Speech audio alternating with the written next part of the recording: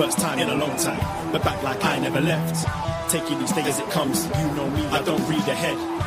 Watch me burn down everything, BDE on the TV set. When I'm in control on the road, you can never really know what's up next.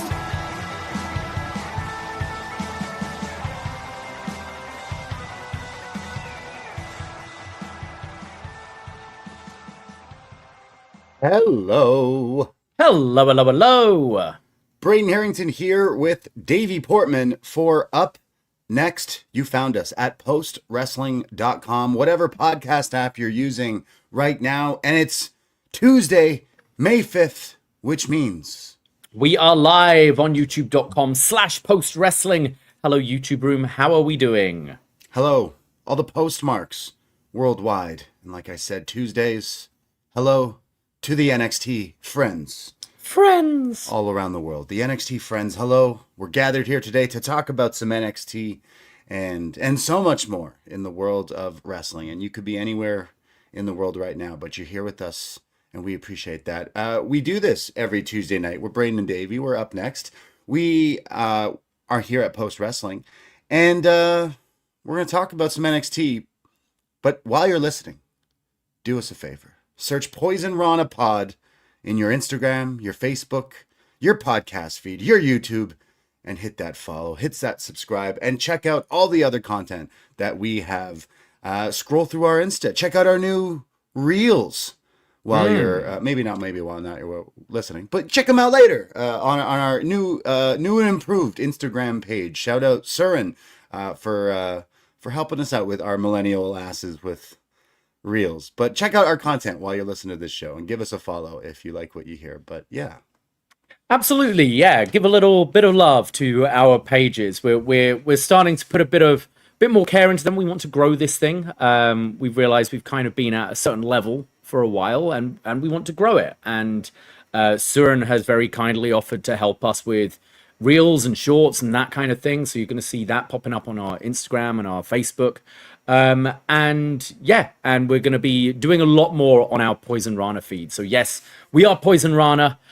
We do this show called Up Next on the Post Wrestling Network every single Tuesday, but we have our own thing going on as well. And you can find everything we do by just searching for Poisonrana. Poisonrana.ca links you to all our podcasts, our YouTube, our Instagram, Facebook, etc., etc., etc. Yeah, we do so much. We just recorded a show yesterday. We usually go live Sunday. We are this Sunday, but more on that in a hot sec. Because Sunday, we climbed the CN Tower. Oh, I climbed the CN Tower. It's like I kicked out of the One-Winged Angel because Davie somehow got the worst time. Davie, for those who maybe didn't listen to our show yesterday, Davie slept in and missed the climb. Yeah, unfortunately, I had my last shift at the bar I worked at, and it was a very late night. And yeah, getting home at 4 a.m. and getting up at 7 to climb the CN Tower. I thought I could do it. I've done it before, but unfortunately, this time round, my alarm didn't go off, and I slept in. I actually don't find it very funny. I'm actually really disappointed about this. So I'd rather just move on. But well done. You did a good time. I beat my original time. I know all the other lads did pretty well. Even Way, I think it was me and Way who were maybe worried. And Jesse about like, oh, what could we do here? Our cardio only has such limits. But we did it for the animals. And thank you to anyone listening who donated to our post-wrestling Poisonrana team. We raised over $3,000, which is absolutely mental. So thank you so much from the bottom of our hearts. Even though we've agreed that Davie has to give his money back. It was awesome. You want to hear the whole rundown of what happened and how we had to do it without Davie and everything? Do listen to our Poisonrana live from yesterday. Again, it's on our YouTube and free feed to hear the whole rundown of what happened. We did link up later and got to hang out and have lunch and stuff, but it was a ton of fun. And you can see photos as well. I know John and Way have posted some stuff. I posted one on our Instagram as well and everything. So you got a whole year. Next year, yes, you're going to crush it. You'll crush it next year. I hope. I was training a lot for this, more so than usual. So I am really gutted because I got there and because I saw your messages, you're like, oh, you might still be able to go, and I got there pretty much as it closed. So, unfortunate, but yeah, I've just got it. That's a long gap now because we didn't do it last year, so it's going to be like a good long gap before I do that again. But I got to smash that record. You just don't love animals as much as the rest of us, I guess. You gotta save the animal. We gotta save the animals, and it's cool that we do this. I think Way originally picked it because it's like, this is something fun to do, and I guess like athletic, but healthy in a way, I guess. Even though I feel like death afterwards, but because it had WWF attached to it, he was like, that's kind of funny. And then we're like, save the animals, and they do other ones, but they're like for like people charities, and I'm like, no, we don't fuck people. All they do is talk in movie theaters and annoy me. So let's save the animals, even the ugly ones. So next year, Davey, I know you'll crush even your past 2 numbers and probably all of ours. But for this year, I'm sorry. I tried. I was calling you. I know. I haven't had my phone on loud for maybe 15 years. Like I'm just. You are not good even at vibrate. Yeah. Thank you again to all the people because that was absolutely crazy. Over 3K is absolutely crazy. So that was pretty cool. Hear all about that. We talked recently all about the WWE releases, including the New Day and everything, as well as that on yesterday's show, including some AEW Dynamite talk. We got tickets to, we got flights to Queens, New York. We will be there for Double or Nothing. So shout out any New Yorkers who are making their way up to the big stadium there. We will be there. Let us know. We might do a bit of a hangout, but we talked a little bit about that, our hype for that, and our hype for Backlash this Sunday, which this Sunday, 12 noon Eastern time. Catch us live, Poisonrana live on YouTube, as we will talk all about Backlash, Dynamite, and whatever else is going on this week in wrestling this Sunday, 12 o'clock live. But are you excited for the Backlash? It's come around really quick, hasn't it? And I think maybe one of the, I think WWE realized this, and that's why possibly we didn't have Bron Breakker versus Seth Rollins at this year's WrestleMania, and we didn't have Io Sky versus Asuka at this year's WrestleMania, because they realized they've got this pay-per-view in like 3 weeks after it. So it feels like a couple of these feuds were already ready for this show. And it's interesting because they're doing the same thing where they've sort of already set up Cody and Gunther for the next pay-per-view, I assume, after this.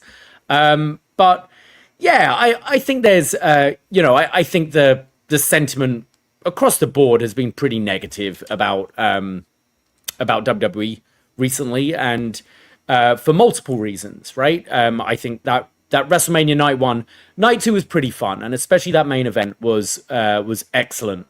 But it still didn't quite remove the stain that was night 1 from people's minds. And I think when you factor that in with things like recent cuts, and we've all these stories going around about talent being asked to take a 50% pay cut, where it looks like kind of the CEOs of the company have just got themselves like a 300% raise or something like that. It leaves a bad taste in your mouth for sure. But I will say there's been some stuff I have been enjoying. I think the way they've built this Jacob Fatu Roman match in quite a short space of time has been pretty good. I really enjoyed the segment on Raw last night with Jacob continuously going for that Tongan death grip. Every time Roman sort of broke free, like he'd go for the Superman punch or whatever, and he'd catch him again with it.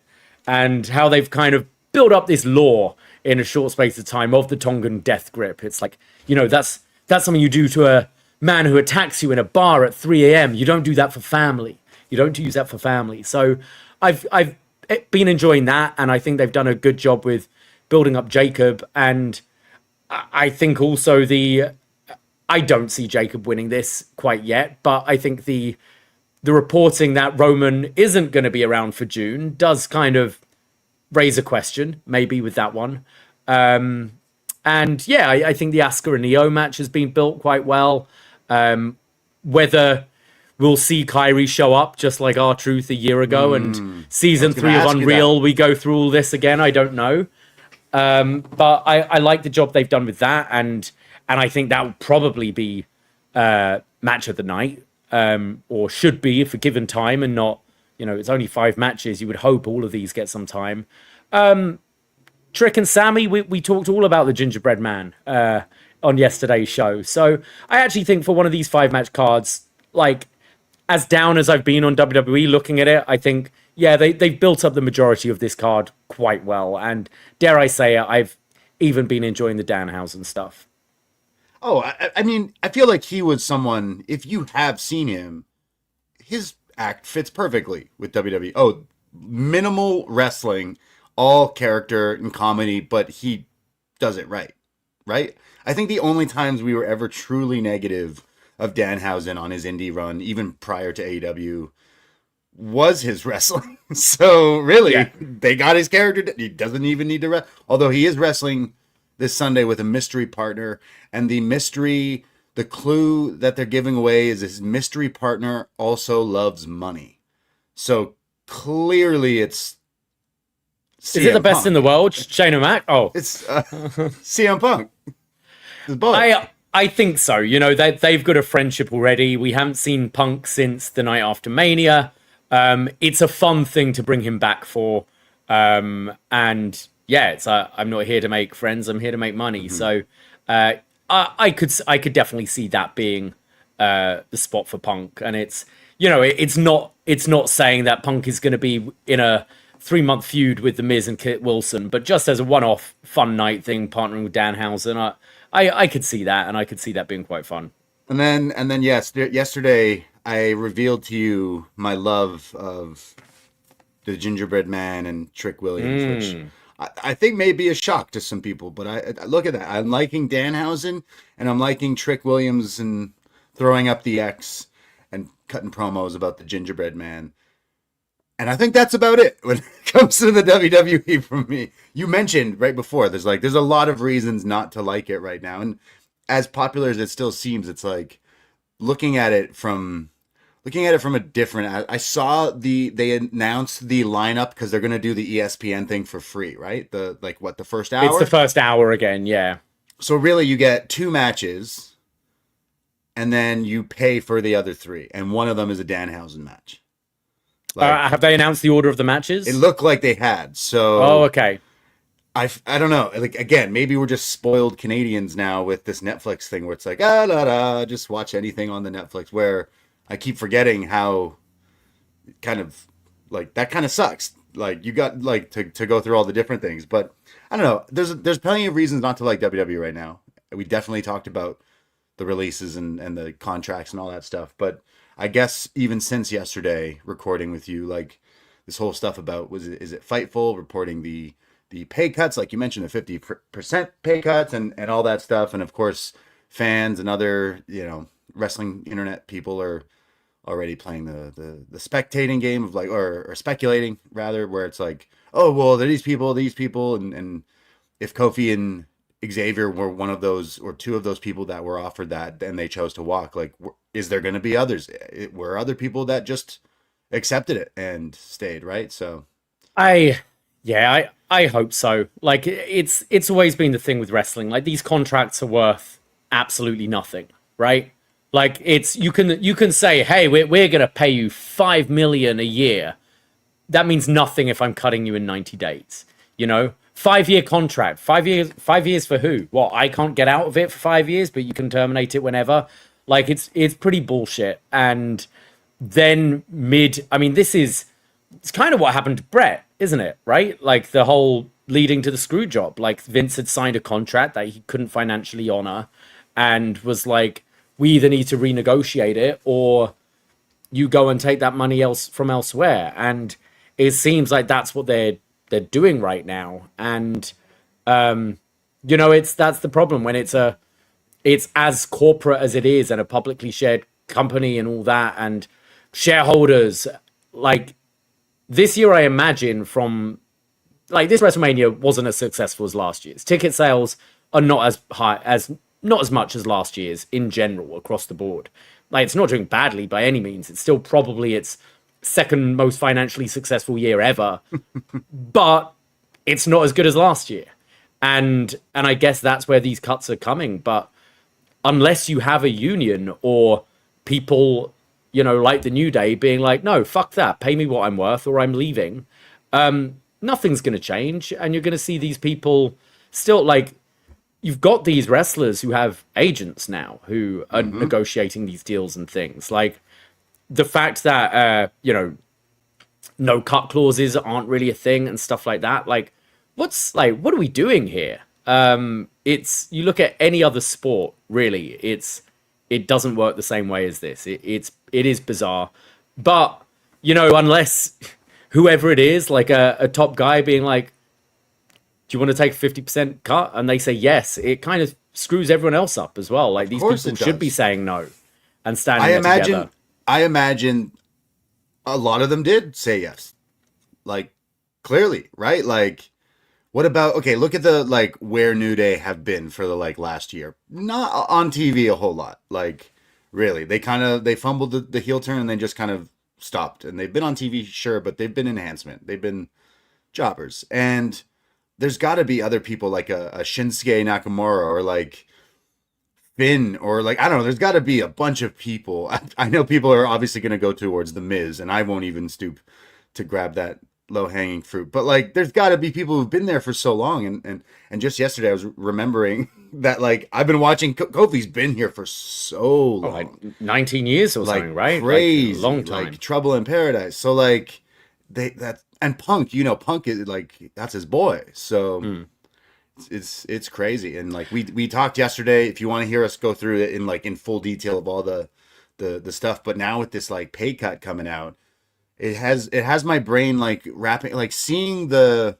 TKO board thing. Shout out Brandon Thurston, WrestleNomics, always getting down to the true facts and the numbers and everything, because seeing what did you say earlier, 300% increase. This sounds like everyone who's got a shitty job structure at work where we're all getting fucked by the man, as we all do. And this is exactly what, but as a fan and as a silly wrestling podcaster, that pisses me off when every night these people, these workers, your employees are going out there and literally physically putting their bodies on the line, and somehow they're getting pay cuts. Like, are you joking? Like, the whole thing revolves around these people, and they're jumping off things, going through tables, breaking their legs all the time. Like, pay them what they're fucking worth. Like, what? I mean, it's things like this why, you know, having an AEW is a good thing. And yes, we lol TNA all the time, but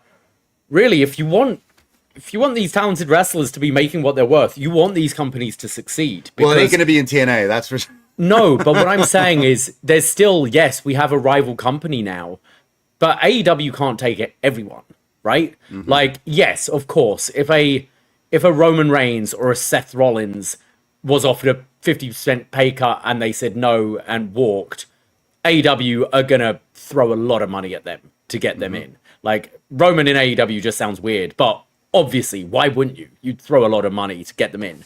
But it is that level. It is your Nakamuras, your LA Knights, your Finn Balor's, that level of person who's got tenure there, has been there for a while, and Tony Khan can't take everyone. So I could see them being like, man, okay, I could take this cut, still get paid well, it's half of what I'm used to, or I could hope that AEW signs me, but if they don't, I'm doing Indies and TNA or MLP or MLW or whatever, which is, it's fine for a certain level of wrestler, but when you've been making that money consistently for that amount of time, you're not going to get paid anywhere near than probably your 50% at that time. So like, sure, you need these other companies to be doing better. You want them to find good TV deals. You want them to hopefully turn the corner and stop putting out a shitty product and put on good wrestling, right? Because you want these people to do well, because you see this, and like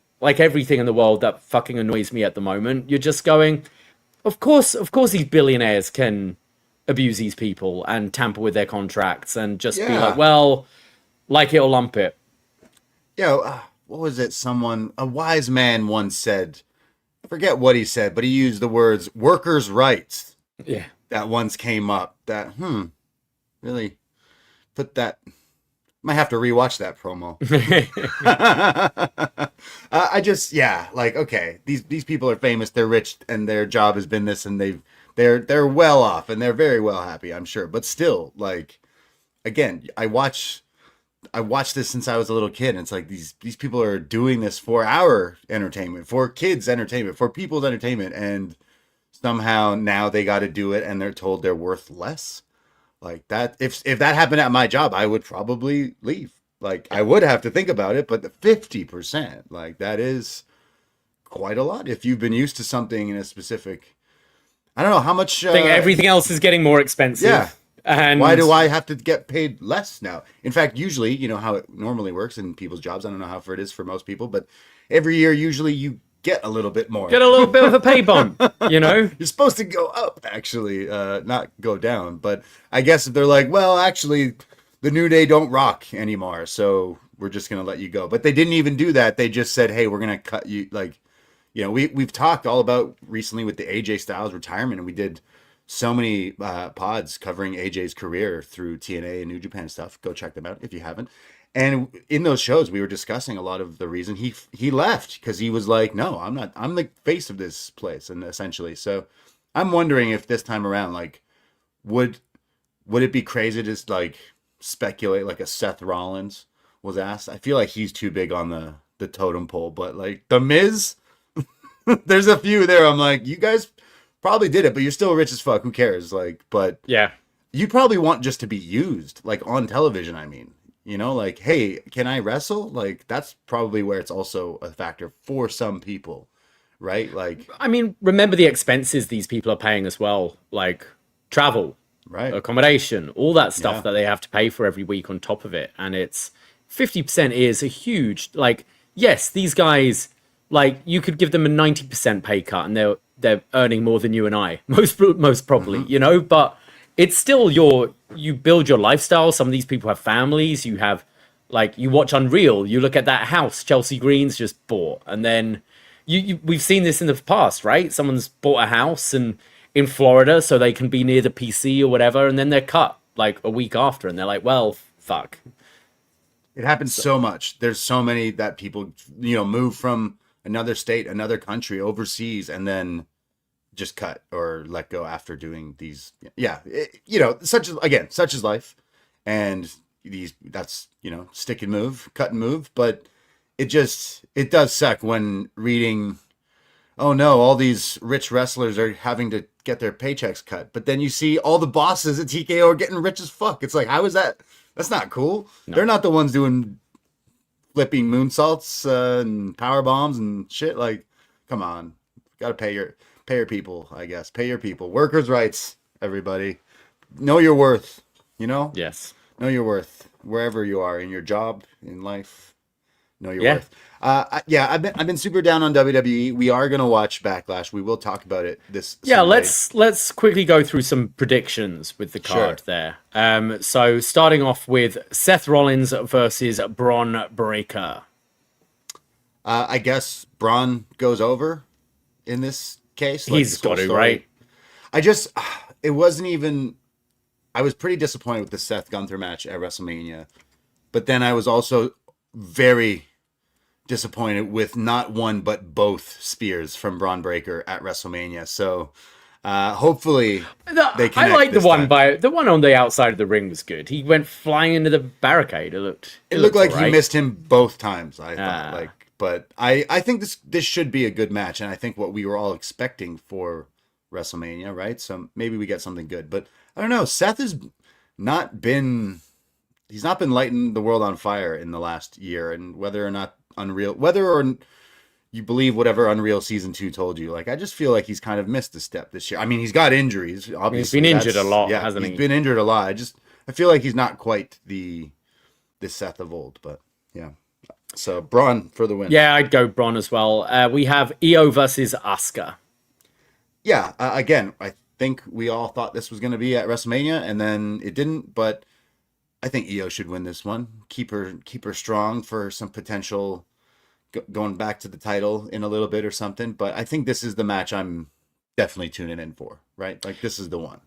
Yeah, it's whether they want to extend the feud even longer and give Asuka the first win, but I see Io winning this as well. Do you see a Kairi return or anything? I don't know. I don't know if it's got the same, like, do you see it? You're the Kairi fan. You got the Kairi cutout. I don't actually know. Yeah, I don't think so. I mean, I was saying on the show before, like, you have 90 days. You're still employing these people. Why not finish the story and just round it off? But I don't see it happening. I haven't seen... Yeah, there's been some discontent about her release, but it hasn't been the level of R-Truth last year. No, yeah. So you could still see it. Who knows? But yeah, I just think Io. Maybe they continue this feud. Maybe you're right. Do more of the mist, blue mist. We have Trick Williams with Little Yachty against Sami Zayn for the United States Championship.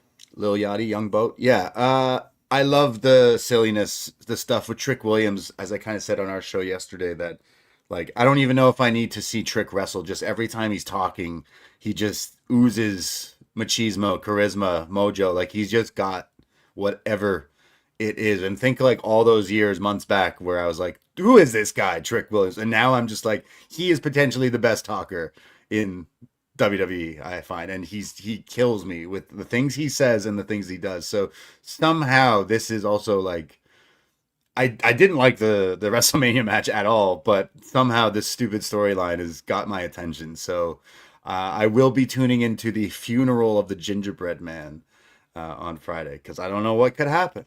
Could he come back from the dead? Who knows? Do you continue with Trick here, or do you, like, really solidify the Sami turn? And, like, would it make more sense for Sami to win this back right now and have Trick chase for a bit?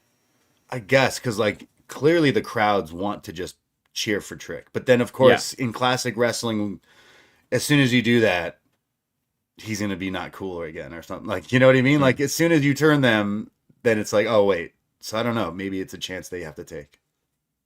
And then we have Danhausen with to be announced taking on The Miz and Kit Wilson. It should be Danhausen and whoever his partner is, I imagine.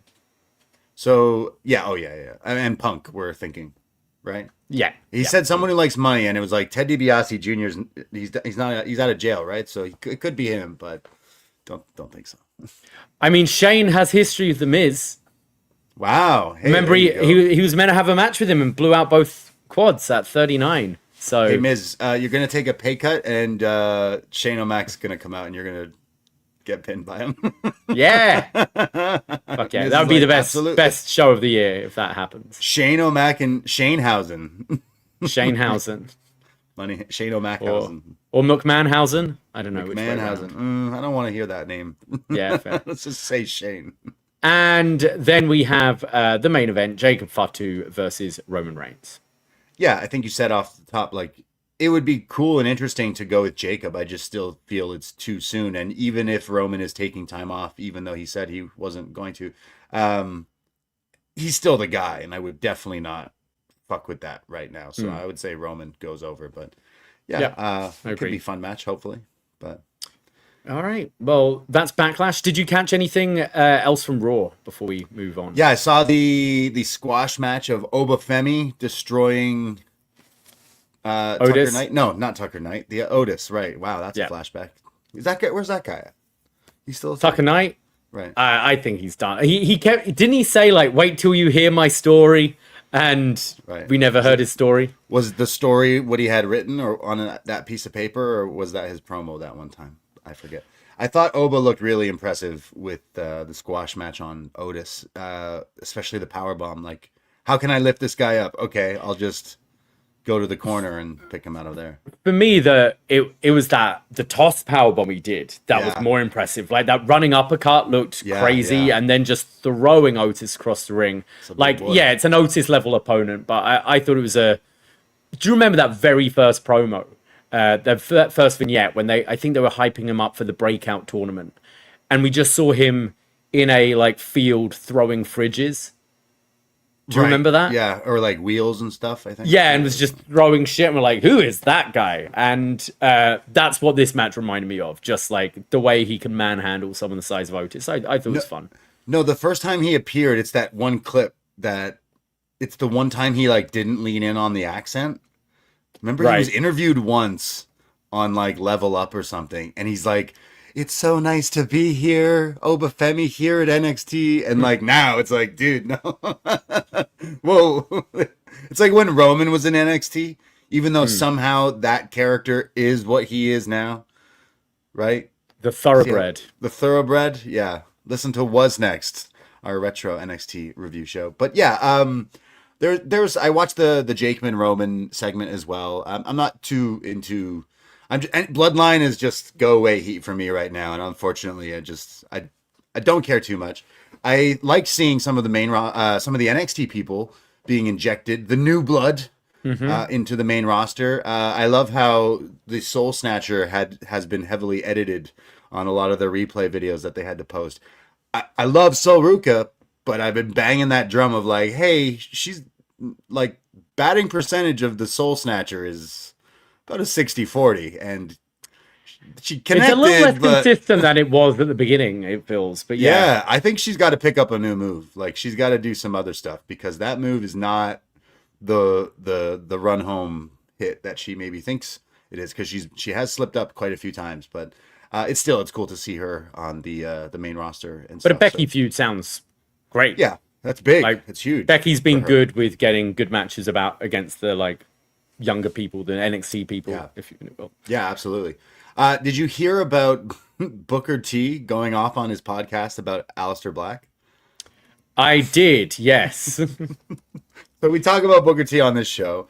I think I've just been beaten into submission that I love him as the commentator on NXT, but he has over the years a bit of a track record for maybe, saying some things about wrestlers or whatnot. But Aleister Black, Malachi Black, whatever, Tommy End, he gone from WWE, him and Zelina, and Booker T on one of his podcasts was talking about the releases, and Booker just straight up says, when's the last time anyone thought about this guy anyways? When's the name one good match from Aleister Black? And it just floored his co-host to then be like, well, the Velveteen Dream. And he's like, it was like 10 years ago. No one remembers that. It sucked. Who cares?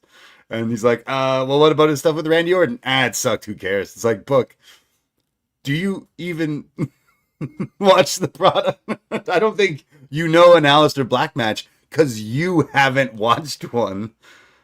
But also, that's maybe true, but also, I mean, okay, like I'm not the biggest Aleister Black fan, but okay. If we're talking main roster, I'd say the Buddy Murphy match, right? They kind of stole that pay-per-view a little bit, but we're talking about the absolute shits of Vince McMahon, WWE 2019, 2020-ish, I guess, when we had that.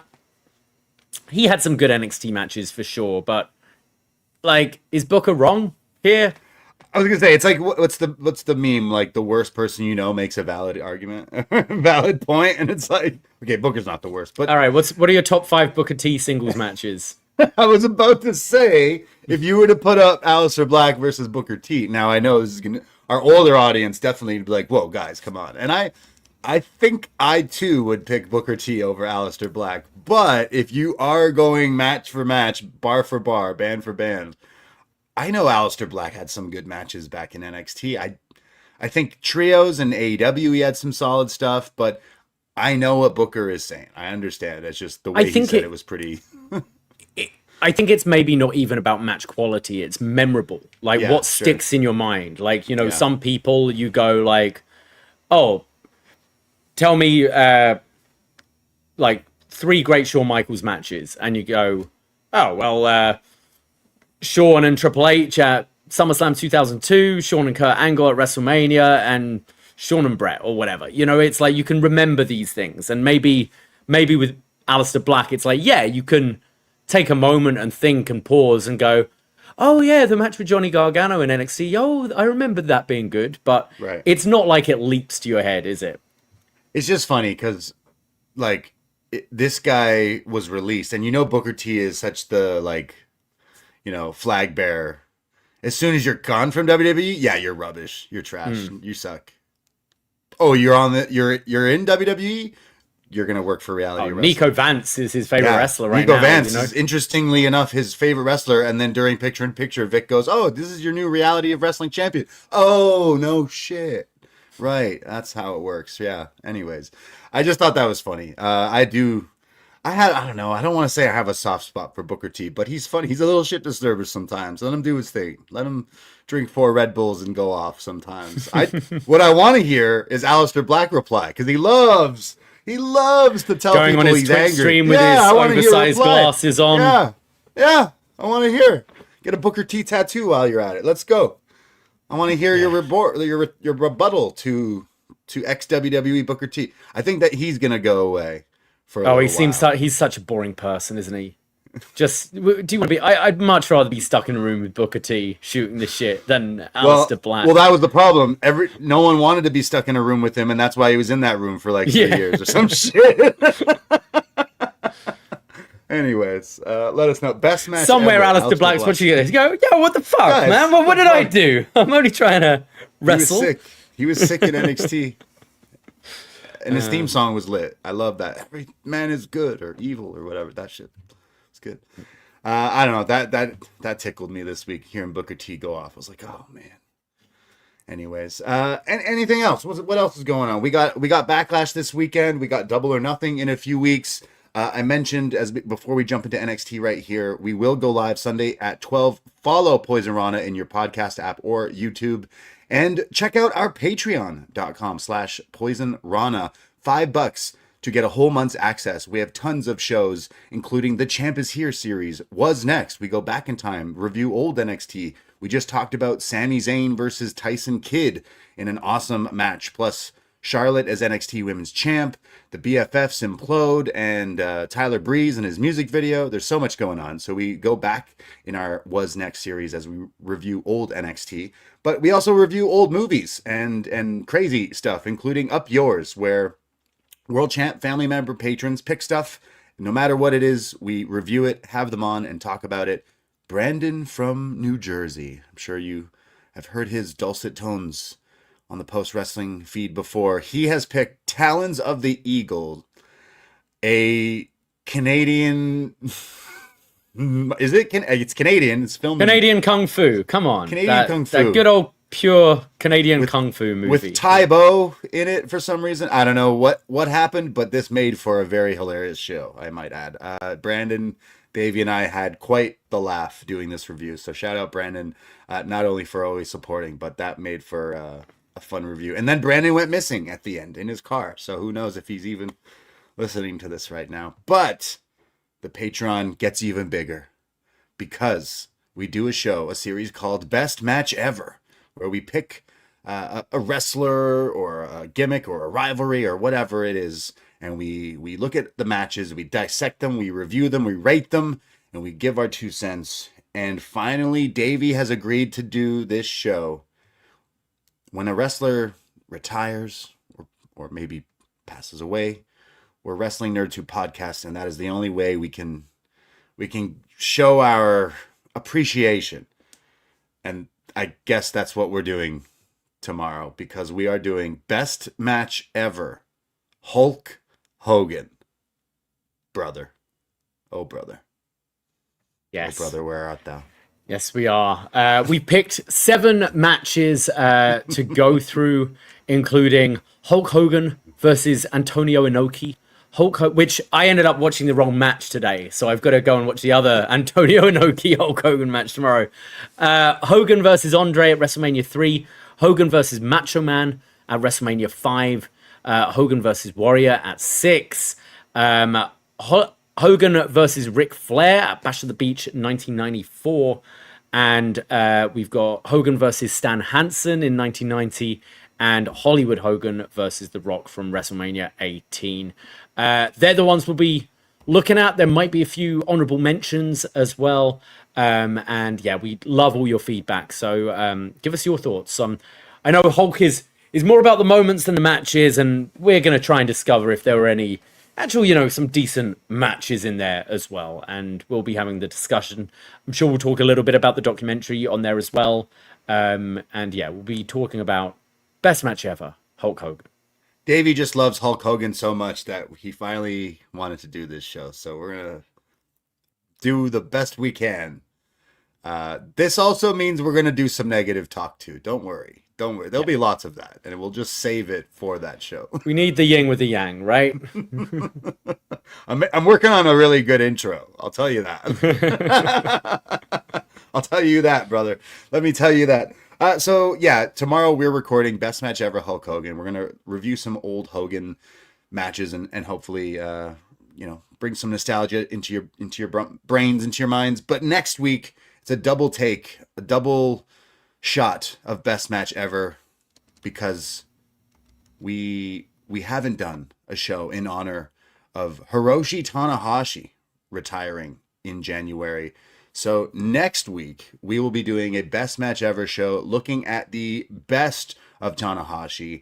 And Eric Marcotte, biggest Tana fan we know, the biggest ace hole we know, Eric Marcotte from Post Wrestling will join us. He has selected the matches for us, and we will talk about the best of Tanahashi. We're talking New Japan, Okada, and so much more in that. So looking forward to that as well. So this, a little bit more of a yin and yang here. This week, it's about old 80s wrestling and body slamming Andre. And next week, it's about,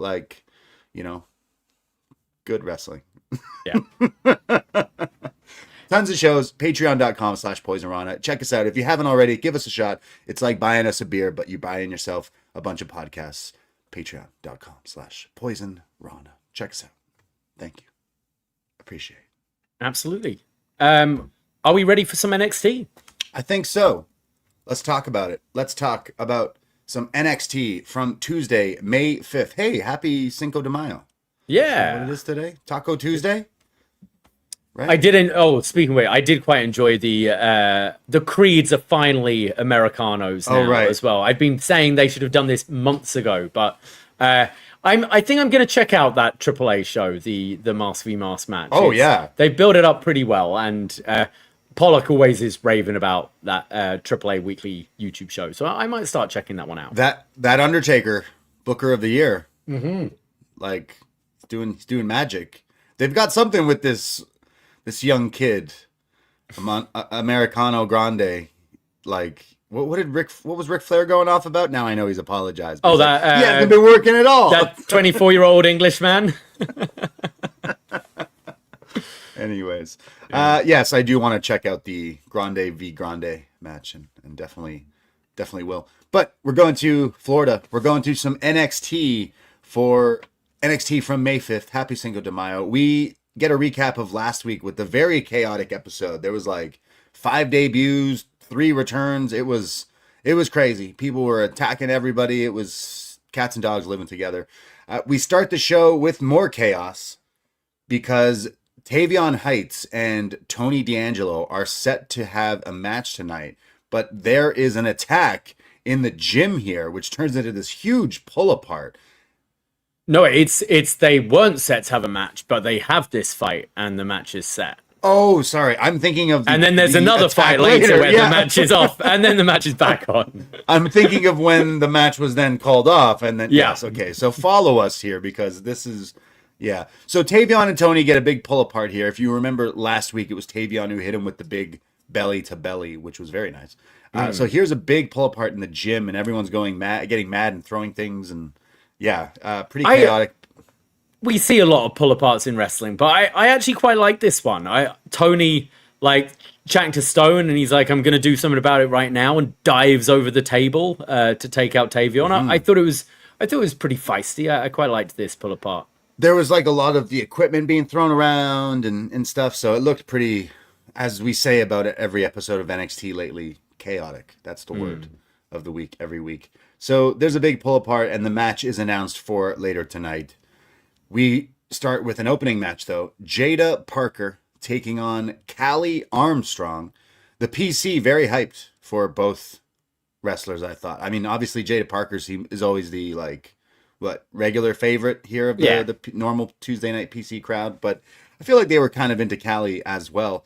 Armstrong goes for this running arm drag that is instantly turned like mid-move into a headlock from Jaida. I thought that was nice. Followed up by some suplexes as they go to commercial break. There's a springboard crossbody from Callie, which I thought was pretty impressive.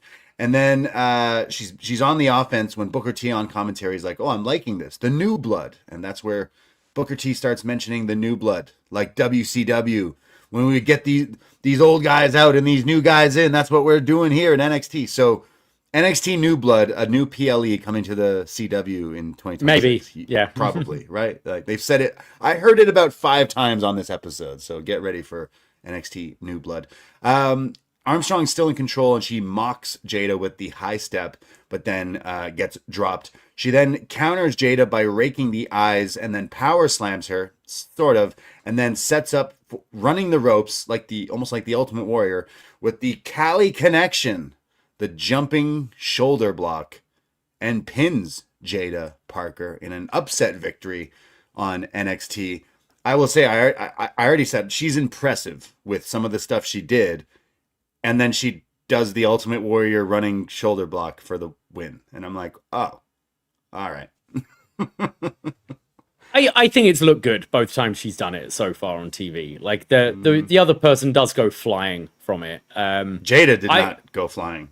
I really liked this match. I thought they worked at a really great pace, and I think they both have a similar build as well. Like they're quite both quite muscly. They're not as petite as some of the others, but it meant for like real physical, athletic fight here. I thought it was really strong, and I think Callie Armstrong's been very impressive so far. And I like Jada's selling. Like she was selling her ribs real nice in this match.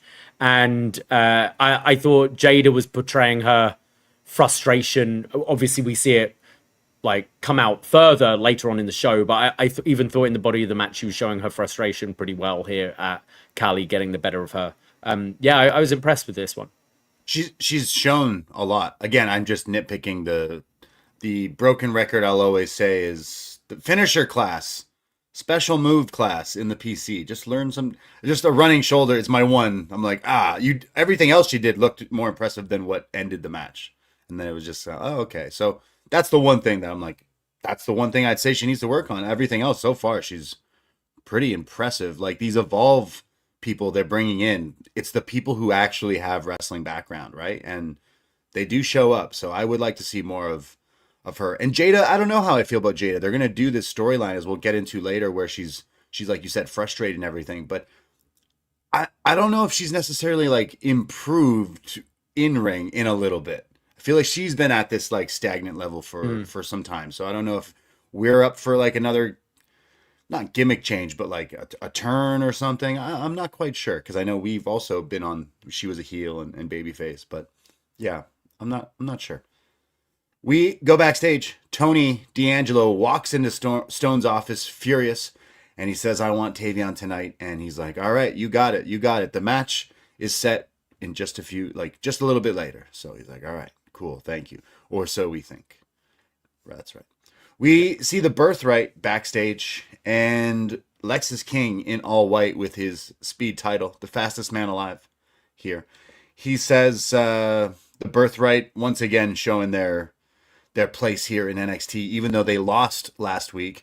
That's when Fit Finlay comes in, and he goes, oh, how could you guys, you're going up against people here in NXT like gamers and all these people who aren't born for this.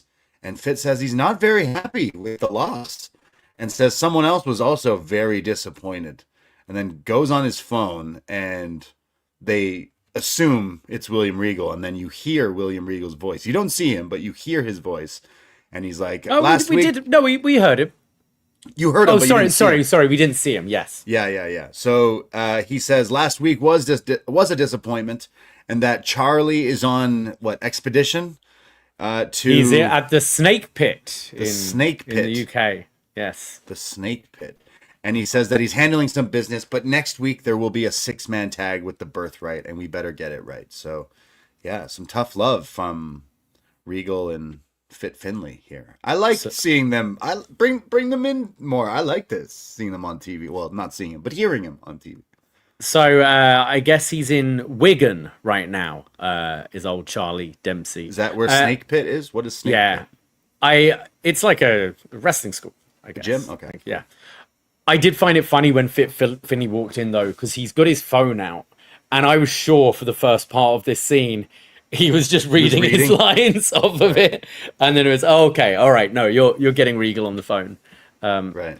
But yes, we'll see how they do next week. I am waiting for Charlie to break out. Like, that's been something since he's been at this level for a long time. Like this faction, this change needs to be the thing that eventually gets him right. Like it has to. Like he's been chilling like this for a while. So I really hope. And Uriah, a lot younger. I mean, maybe a few years younger, but hasn't been here as long as Charlie. But still, too. Like I've seen some flashes of good stuff. It's just we need. I don't know what I just don't see Charlie as a WWE guy. Like his style and everything just doesn't really fit WWE for what they're doing. Like it's, I think he'd be much better outside of WWE. Yeah, Japan. Do more stuff with Noah. Like I mean, I always joke he's the guy who's got to retire the American Dragon. The son of Regal needs to retire Bryan Danielson. But he's already retired, man. No, come on. There's one more. There's one more in him. There's one more match. So yeah, Fit Finlay and Regal, they're pissed at the birthright, but that's okay. I'm sure they'll bounce back. We get a video for Evil, or is that his name? It is in Japanese, but we got subtitles here. Evil, he says, I made my name in my home country. I've faced and defeated many great competitors. I've won many championships, but the soul of the warrior is never satisfied. I want more. And I've been seeing that NXT is the place to be. And I want more. And this is my moment to strike. And Tony D'Angelo has the prize that I want. And I did not give you a gift, as it shows the box. I gave you a warning. And it says I gave you war. And his debut in ring will be next week on NXT as it flashes across the screen the new name Noroku, I believe they said. Naraku. Yeah, which it's is spelled that way, but then Vic Joseph didn't say it that way. So now it confuses me as the viewer because I'm like, well. Okay. According to Google, the pronunciation is Naraku. Yeah. So, which translates to hell, abyss, underworld, or pit. Right. So sticking in with the evil connotations, but yes. Maybe we'll see Joseph Park hanging out with him as well, right? Abyss? Yeah. What is it? What does it mean? It means abyss. It translates to abyss or hell. Right. Hell. Again, just all the words describing his old matches. Next week, his debut. Who do we feed him to? We don't have Dante Chen anymore. Fuck's sake. What are we supposed to do?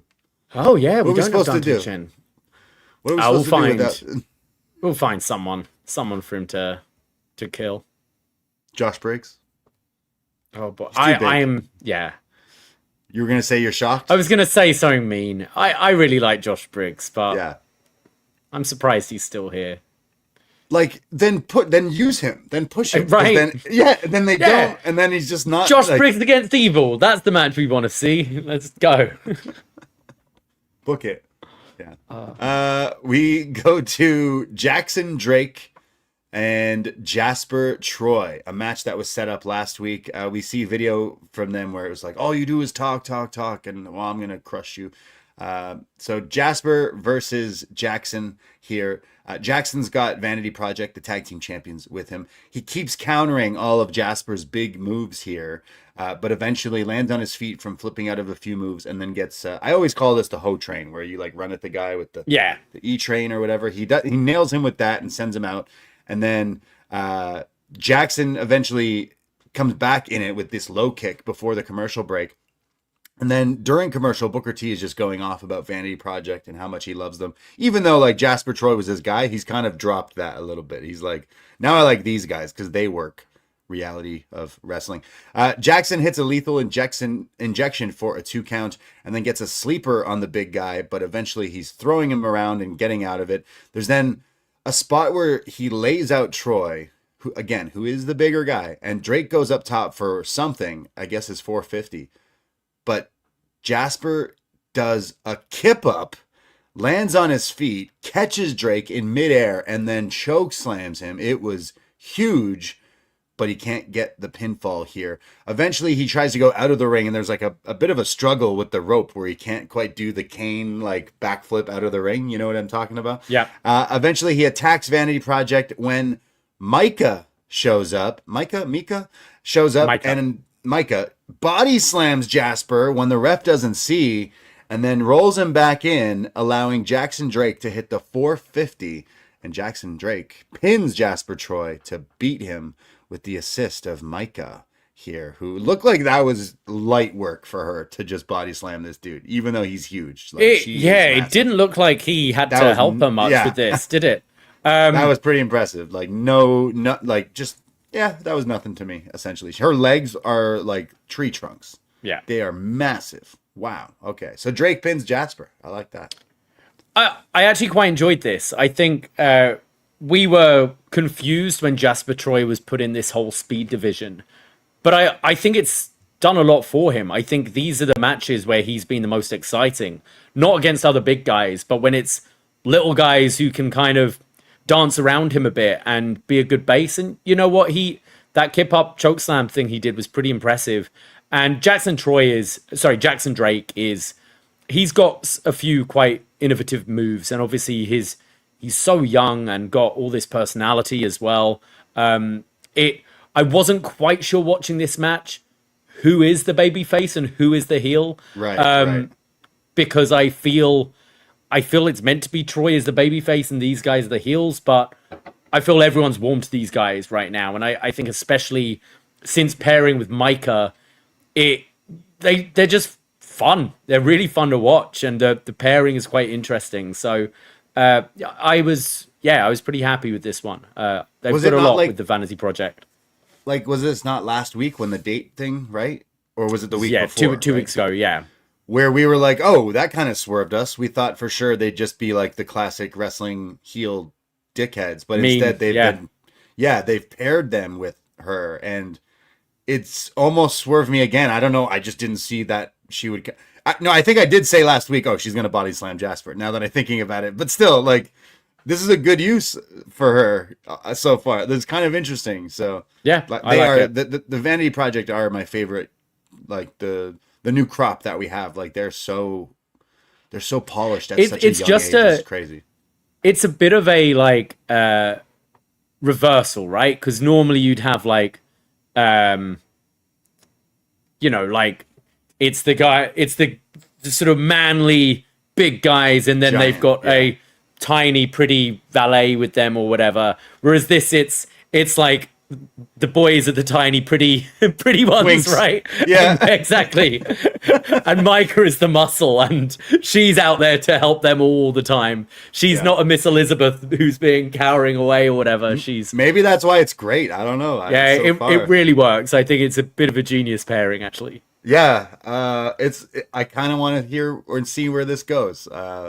But then again, genuinely, these guys are like solid. Like Jackson Drake is my one guy right now in NXT. I'm like, okay, if done correctly, you could be putting on some good wrestling in NXT and WWE in the next few years. So I thought this was pretty funny. And he had a nice 450 as well. He didn't hit his burning hammer, but Jasper's a pretty big dude, so that makes sense. We go to some more new blood as we get a vignette for Tristan Angels. He's wearing all white. We saw this guy last week. He's British. He's kind of got long hair and up in a ponytail. He's sophisticated. He's British. He says he's going to bring real class to this brand.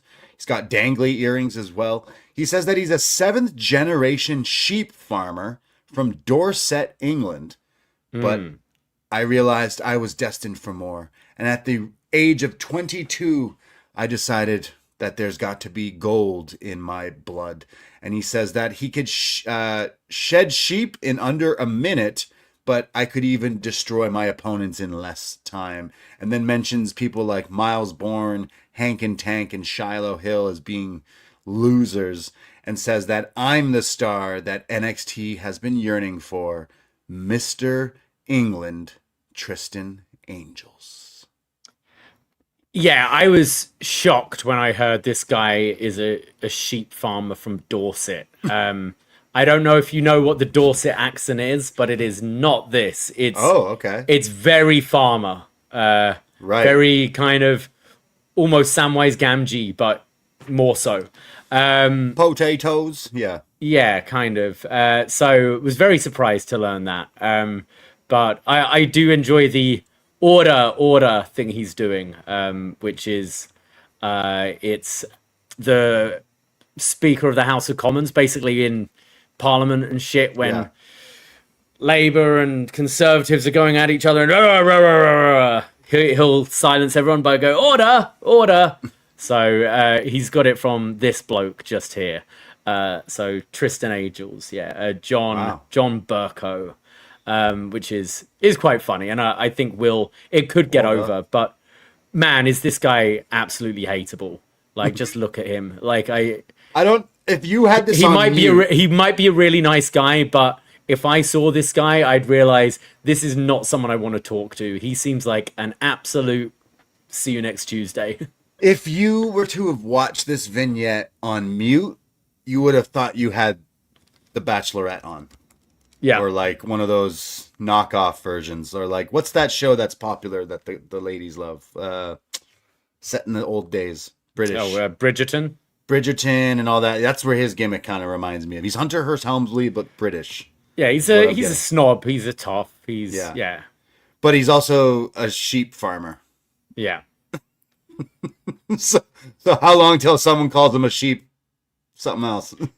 It was interesting that they brought that up because it doesn't fit this character at all. Yeah. So, but I guess he is like, I want it to be better than that. Okay. Like so far, I like this guy's delivery already. Like, yeah, he looks so punchable and hateable that, and he's 22. Like, okay, I'm saying that as a good thing. Yeah, exactly. I'm saying that we're saying that as a positive. Like, because we're like, this is wrestling. This guy's clearly not a baby face. You know? Yeah, I'm interested to see him wrestling. I know I looked him up after last week, and it doesn't look like he's done like a whole lot of wrestling, but still, like he's young. I mean, he's young. They said he's 22. Yeah, like he's a baby. So. Yeah. Like, it's wrestling, so I wonder if you, like, make the gimmick, like, my family wanted me to be a sheep shearer again, and I realized I'm not good for that, and it's like the Prince and the Pauper or something, right? Like, he's now left that for a lavish lifestyle, I guess. We need to know what that is, but it's NXT, so we'll find out. But we need all the vignettes. Like, I do need to see him with his family now. I do need to see sort of all the kind of country bumpkins he lives with, who his family is, and he's just completely out of place. I'm just picturing like these old British people with lots of sheep, like Babe, Pig in the City, something like that, right? Apparently, this sheep movie with Hugh Jackman is fantastic. Have you seen? Oh, I keep hearing that. Yeah, I went to a movie like months ago, and the commercial. This is the first time I saw a commercial, and it's like Hugh Jackman in a movie where sheep. The Sheep Detectives. The Sheep Detective? That's not what it's called. That's what it's called. Of course it is. Okay, so I watched this trailer and I'm like, that movie looks fucking awful. Like, why would Hugh Jackman do that? It looks like Babe, Pig in the City, but it's sheep, right? Okay. And then like months have gone by, and now all the reviews, people I know who've seen it, they're like, this movie's the best movie of the year. I'm like, get the fuck out of it. Okay, I didn't realize how ridiculous this cast is as well. So it's the premise. George cares for his flock in the British countryside, reading them whodunits every night. After he is killed, the sheep, led by Lily, voiced by Julia Louis-Dreyfus, suspect foul play and investigate. It's got Nick Braun from Succession, Emma Thompson, Bryan Cranston, Chris O'Dowd, Patrick Stewart, Bella Ramsey, Roy Kent, Brett Goldstein. So all these British sheep? Yeah. This sounds fantastic. So Tristan Angels fits in perfectly here with this sheep. I mean, he's the murderer, right? Yeah. Because he shears. He killed Hugh Jackman, and the sheep are trying to get him. Yeah.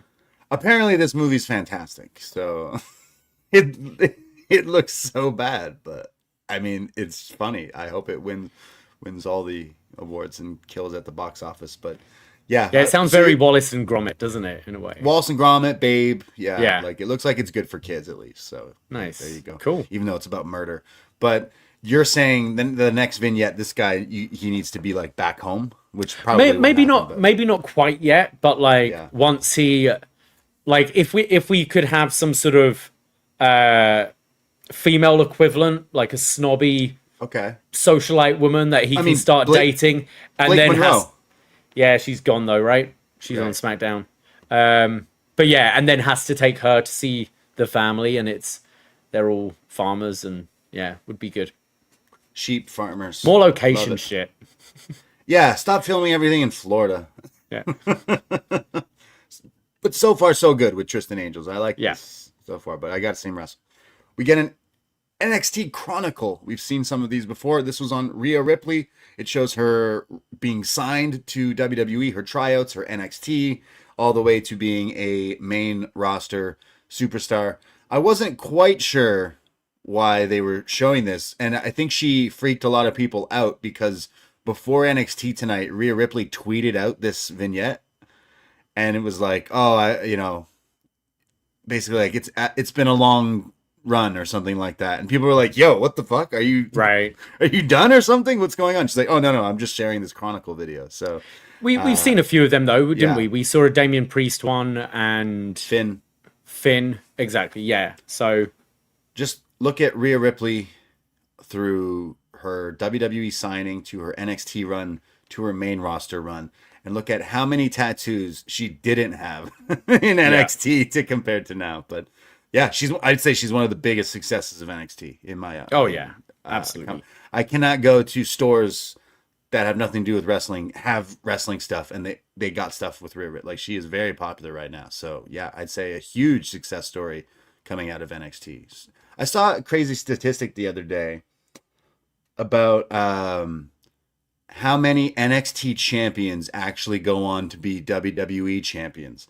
And it's actually not that high. There's only a few. All right. But women's champion, like most of them win and go on to win the WWE championship. Yeah. Can you name men NXT champions who've gone on to win the WWE championship? Okay, so Bo didn't. Not counting Seth obviously. Big E did. Bo didn't. Neville didn't. Sami Zayn hasn't yet. Kevin Owens has. Finn Balor has. Obviously, Ciampa, Gargano, all of them didn't. But I think some of those are Joe didn't. Universal champions, not WWE. Oh, you're saying just WWE? Yeah. I mean, technically, if you're just doing the WWE championship, I think it's like 2 people. Oh, if you're just doing WWE, it'll be Seth Rollins. Roman. Seth Rollins. No, Roman never. Roman was never champion. Yeah, never won. Big E was WWE champion. Yeah. And whereas, then, like, all the women, if they've gone on to win, they've usually gone on to win the NXT. Isn't that crazy? Just thought that was an interesting conversation. Well, this video of Rhea Ripley bleeds into Zaria. Was that the reason for this? Like, it kind of shows her, and then maybe. and then here's the new Rhea Ripley, the new Australian badass who's very tall and scary. Because out comes Zaria as she comes down to the ring to cut a promo. She says, "No more dead weight, no more tag teams, no more fake friends. This is how it needed to be." And she mentions that she's done with Sol Ruca. It's over, and now she's going to focus on herself. And it all started with the North American Championship and how it was all about Sol Ruca and how she had to keep defending it. But every time I was near her and near the title, I realized that I wanted it to be mine. And I want that championship. Out comes Tatum Paxley, who's a little confused. She's like, "Why are you why are you calling me out? What's with the title? Like, I'm the champion. I have nothing to do with what you're saying." But that's cool if you want to do that, but if you choose to, I don't care if you scorch the earth. I've put someone in a casket recently, and I'll do it again. And I like that line. Out comes, they're interrupted by Lizzie Rain, the new blood, the newbie here in NXT. She comes out, oi, oi, oi, and says, "Hey, I think she literally says, I'm the new blood in the locker room. So there's your other shout out of the new blood. And that we need to bring heavy metal to this title when they are interrupted again by Nikita Lyons, who says, oh, not another new flavor of the month shooting off at the mouth. Come on. We've seen girls like you come and go. And then she starts to sing a little bit here. He goes, excuse me, when someone tries to interrupt. It's horrible. She then says that Nikita Multimedia is got its sights on the North American Championship. And then she goes to attack. Izzi, but she ducks, and then it's all breaks down and ends up with Zaria hitting the F5 on Tatum, standing tall with the title. So clearly we're going towards Zaria versus Tatum, I would imagine. But Nikita Lyons, it was last week. She must have known something. Nikita Lyons. A week ago, we weren't talking about releases. Nikita Lyons was like, oh shit, I better go out there and do some nice looking kicks, because I thought last week was like one of the best times she's looked on TV. This time, I mean, she's a heel. She's supposed to be hateable, but yeah, I just find it interesting. She's on TV a lot lately. Yeah, I didn't necessarily see Zaria going for this championship. I thought she might be going for the women's title, but yeah. Well, so what do you think? Do you think we get Zaria versus? Do we get a 3-way to set up this match, or are we just going straight to Zaria? Like, are we filling a bit of time? Zaria versus Lizzie Rain, Zaria versus Nikita Lyons, maybe before you get to Tatum. Yeah, I feel like Zaria. Yeah, you could go towards like the bigger title, but at least the story here was like, oh, hey, it was because Sol was this champion, and I've been fixated on it. So yeah, that makes sense. But and Zaria should win it when she challenges Tatum. Yeah, I think Tatum's had a nice little run, but I think you want to continue this Zaria run now. She just beat Sol and have her as an actual force on the roster. Right. Well, we will get a match next week, but not that match. Not yet. We go backstage. Vanity Project is walking by when they run into, did I get his name right? Romeo? Romeo. I thought did he say Romeo Romero or Romeo Romero? Come on now. I think that's what he said.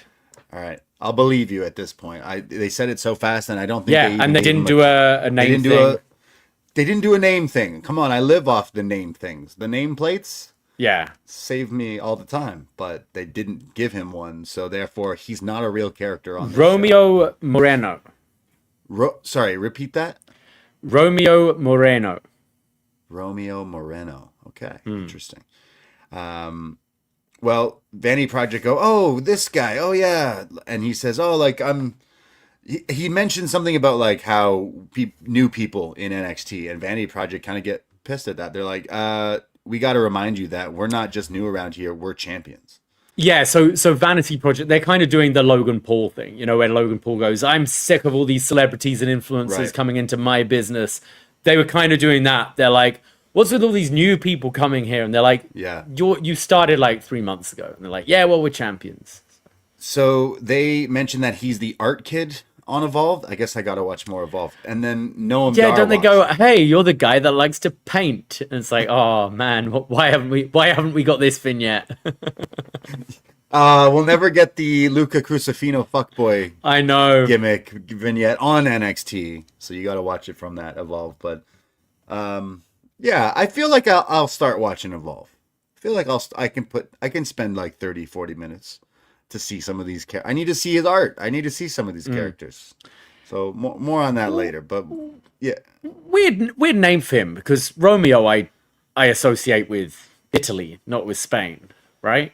Right, because then Noam Dar he says he's from Madrid. Yeah, he mentions he's from Madrid to him. So Noam Dar returns. Yeah. For anyone who's forgotten about him, I miss him on NXT.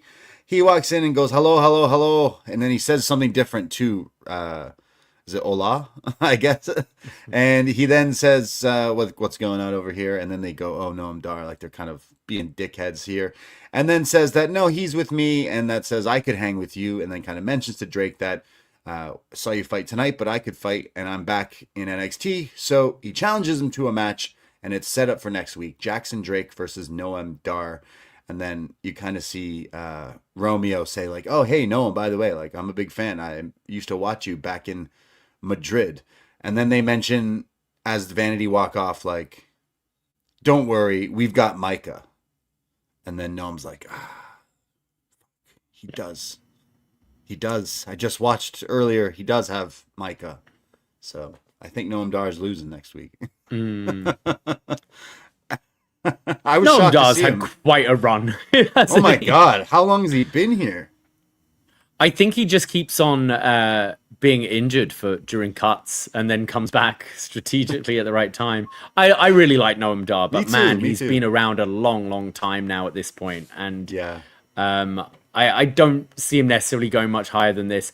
Okay, so this Romeo guy, I haven't seen his stuff, but I have heard his name. He was Zaria in Europe, and I have heard a bit of buzz about him. Did a lot of Rev Pro, some Progress, some OTT, like a lot of the like UK and European scenes. So yeah, so he might be one to watch. Didn't think he necessarily stood out in this backstage segment, but be interested to see how his in-ring work is. Well, he didn't stand out because they didn't give him a nameplate. No, that is true. How am I supposed to know who you are, Romeo? But we'll see. Noam Dar versus Drake next week. We get Tony D making his entrance backstage through like the hallway in the performance center in this warehouse. But he's attacked by Cam Hendricks, this other new person that we've seen last week. He attacks Tony, shoves him into a wall, is busting up the wall in the hallway, takes him out. There's a big pull apart again. And then when we come back, Stone is on the headset, and I think he's like, "Tim," he's talking to the guy in the truck. "Tim, we're canceling the next match. We gotta move the match after to right now. I need Lola, Vice, Izzi, Dame, Niko, and Mr. Iguana out there because that match is now." And they're like, "All right, I guess that's what's happening." So instead of Tony versus Tavion, it's now the mixed tag. I'm gonna say it. Yeah, I think Robert Stone's doing a great job as GM. Me too. I think all those years of being like a little bitch, being beaten up by Shotzi and Tanks, Frankie and Mercedes and everyone kids. beat him up. Yeah, shot in the dick with t-shirt cannons and all that. Losing Von Wagner, Yeah. It's finally like he's grown a backbone and he's really come into his own in this role. So good for Mr. Stone. Von Wagner. Haven't heard that name in 25 years, something like that. I agree. I do like Stone in this position. He's funny. I mean, I watched him in TNA. What was his? DJZ? Robbie E?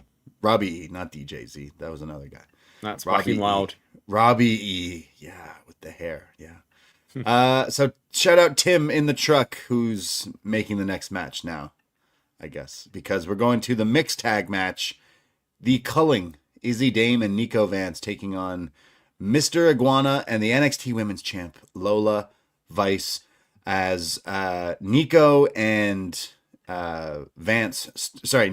and Mr. Iguana start off here, and Iguana keeps besting Vance, like countering his power moves, until he gets put into a gory special, which I thought pretty good. But then he gets the Iguana La Yesca, and he's throwing it around, and then he does a gag where he keeps trying to pin Niko, and Niko kicks out at one, and then eventually he uses the Iguana to pin, and Niko lays down and then throws him off, and he's like, what are you doing? Like kind of the La Yesca stuff. But what I thought was funny was that Vic Joseph mentions, I got a lot of iguanas in my backyard.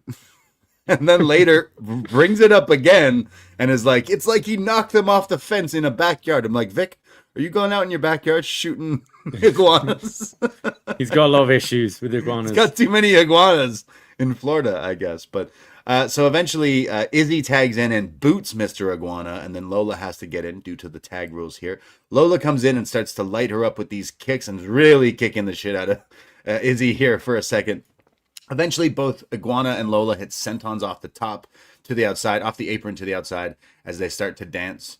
And I liked Lola's matching gear, by the way, whenever she wrestles with her next tag champion, Mr. Iguana.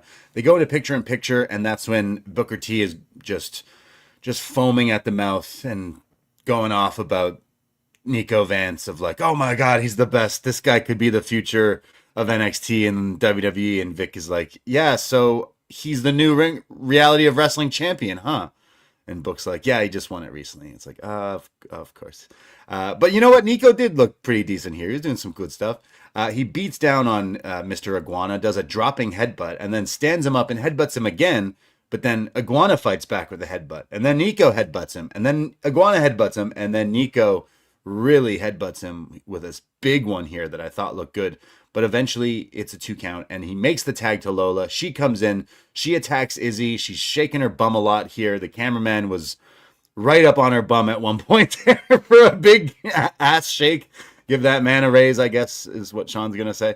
There's a double submission now on both of them as eventually Niko gets out of it and rolls out of the ring. This was pretty impressive while still being locked in an armbar from Iguana, and then lands on his feet to the outside, lifts him up and power bombs Iguana. But this distracts Lola because she sees her friend, her partner, getting attacked. So she lets go of the move as Izzi gets to the ropes, and then Izzi tries to go for something, but Lola goes for her back fist.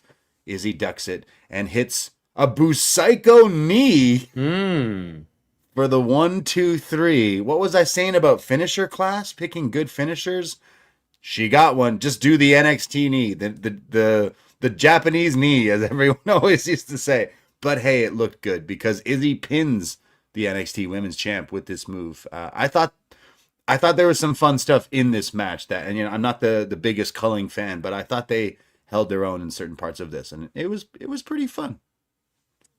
Yeah, I enjoy the team of Lola and Iguana. I don't think Mr. Iguana's a particularly good wrestler, and the gimmick is like the joke is tired for me now. Right, it's wearing thin. But I enjoy them as a team, as a mixed tag team, like and the matching gear and all that. I think it's fun. I like them doing the dual like I'm a Latina hip attack in the corner.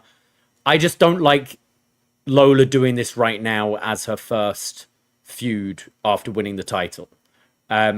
This feels North American level, and it feels like Zaria coming off the Sol Ruca win feels a bigger deal than Lola right now. And Lola doing comedy against the culling isn't necessarily what I want her to be doing to establish her as a real dominant champion.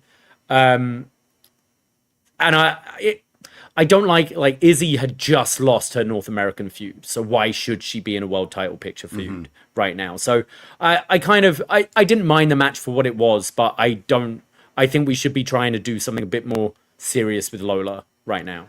I think this is just the first, we'll get the singles match, whether it's next week or in a few weeks, and then Lola can go into something a bit more serious. I think the storyline here that Vic and Book were trying to get over was she purposely she's poking at Lola because she knows, well, if I piss off the champion or beat the champion, then I'm with the title. I'll get a shot. So that's the storyline. But yeah, the culling, I'm not super into them. The whole stuff with the GPS and everything with Sean Spears, but at least it's something for these two acts, Niko and Izzi, to do and get better and everything. So hey, maybe working reality of wrestling and stuff is good for someone like a Niko Vance, because he's not bad by any means. We just don't necessarily see we don't see him that often. He doesn't look bad. He's pretty good in there. So he's someone kind of to watch. Hey, if you see more of him, if the improvements are there, then there could be something there with him. He's big. He's got a look. We'll see where it goes. But I don't see Izzi beating Lola. But I do imagine we get that match pretty soon. And Iguana, he's fine, and I'm sure kids like him and stuff. But I do agree. Maybe we're just we're adults and we're we've seen every time you're on TV, it's the same joke. So it's just yeah. But if you're a kid and that's the first time you see it, then holy shit, you're gonna love that. Sure. So, we just said Sasquatch is our favorite wrestler of the year. So yeah. I mean, yeah, he is. Book that match, Mr. Wrestling. I guess they can't. We went from that to, who do we have? Tavion Heights, who's very upset. He's backstage with Miles, his buddy, sort of. They kind of. He says he's upset because now his match is canceled, and he wanted a match with Tony, who's the NXT champ. And if I beat him, then there's a chance I could have got a shot at the title. So he's furious, and the match is what is the match then announced that it's back on? I forget when that happens because it's back on and then it's off and then it's on again. But I think later. Yeah, at this point, I think Cam Hendricks has been sent home, and Tony stormed off. So it's like the match isn't happening, but then the match will happen later. It's I didn't quite understand this part of the show tonight, but maybe they just needed to move the match order or something. Yeah. But anyways, Jaida Parker's backstage. She's pissed. She's angry. She's so pissed that she lost her match. She's throwing these chairs around in this back locker room everywhere. When you hear the voice, did you know who it was right away? I know. Unfortunately, who it was right away. yeah. In comes, what's her nickname right now? The Living Legend? No. Yeah, something like that. The Goat? The Boat? Yeah, for sure. Boat. She's been Boat. I think she's the Living Legend as well, or the Living Legend, or the Low Key Legend, or something. The Low Key Legend. No, Living Legend's Larry Zbyszko. Low Key Legend is Natty, Natalia Neidhart, or just Natty. Now she comes in and goes, "Huh, you've gone soft," and then walks off. So Natty versus Jaida in the NXT Underground. We're gonna book it. Yeah, I thought Jada's frustration was very believable, throwing everything around, and she's like, "What do I have to do? Why I keep fucking losing?" And then I just heard this voice. I guess what they say is true, and the camera pans. Natty's got her hands on her hips, looks up, pouts, and I'm just like, you've been here so long. Why are you still this bad? I can't. Like, her acting is just abysmal. I can't stand it. But sure, we've got a little side mission for Jaida right now with Natty. I can't say I'm particularly excited about that. NXT legend Natty, like she's been helping the young star since the OG days. Because we are reviewing. We're in the middle of 2014. She's still part of the show with Tyson and the whole Natty's husband gimmick right now. So NXT legend, the low key legend. I feel like she's got to be winding down soon and just be a trainer here, right? Like, I would imagine she's got the whole dungeon. Her and Tyson have been training a lot of people up and coming. Like, what is left to do here in WWE with Natty? I don't know. I guess stuff like this is the best use of her at this point. We had that Maxine Dupree feud that went nowhere, went on forever. But stuff like this where she's helping younger people, like that is what she should be doing. And I know that behind the scenes, the dungeon stuff right now is popping off, and they're getting a lot of praise from a lot of wrestlers. So like, good for them. Nice. But I'm like, oh, you're back in NXT. Okay. So yeah. You've gone soft. We're going to get the blood sport match with Jaida and Natty. Well, Underground? Yeah.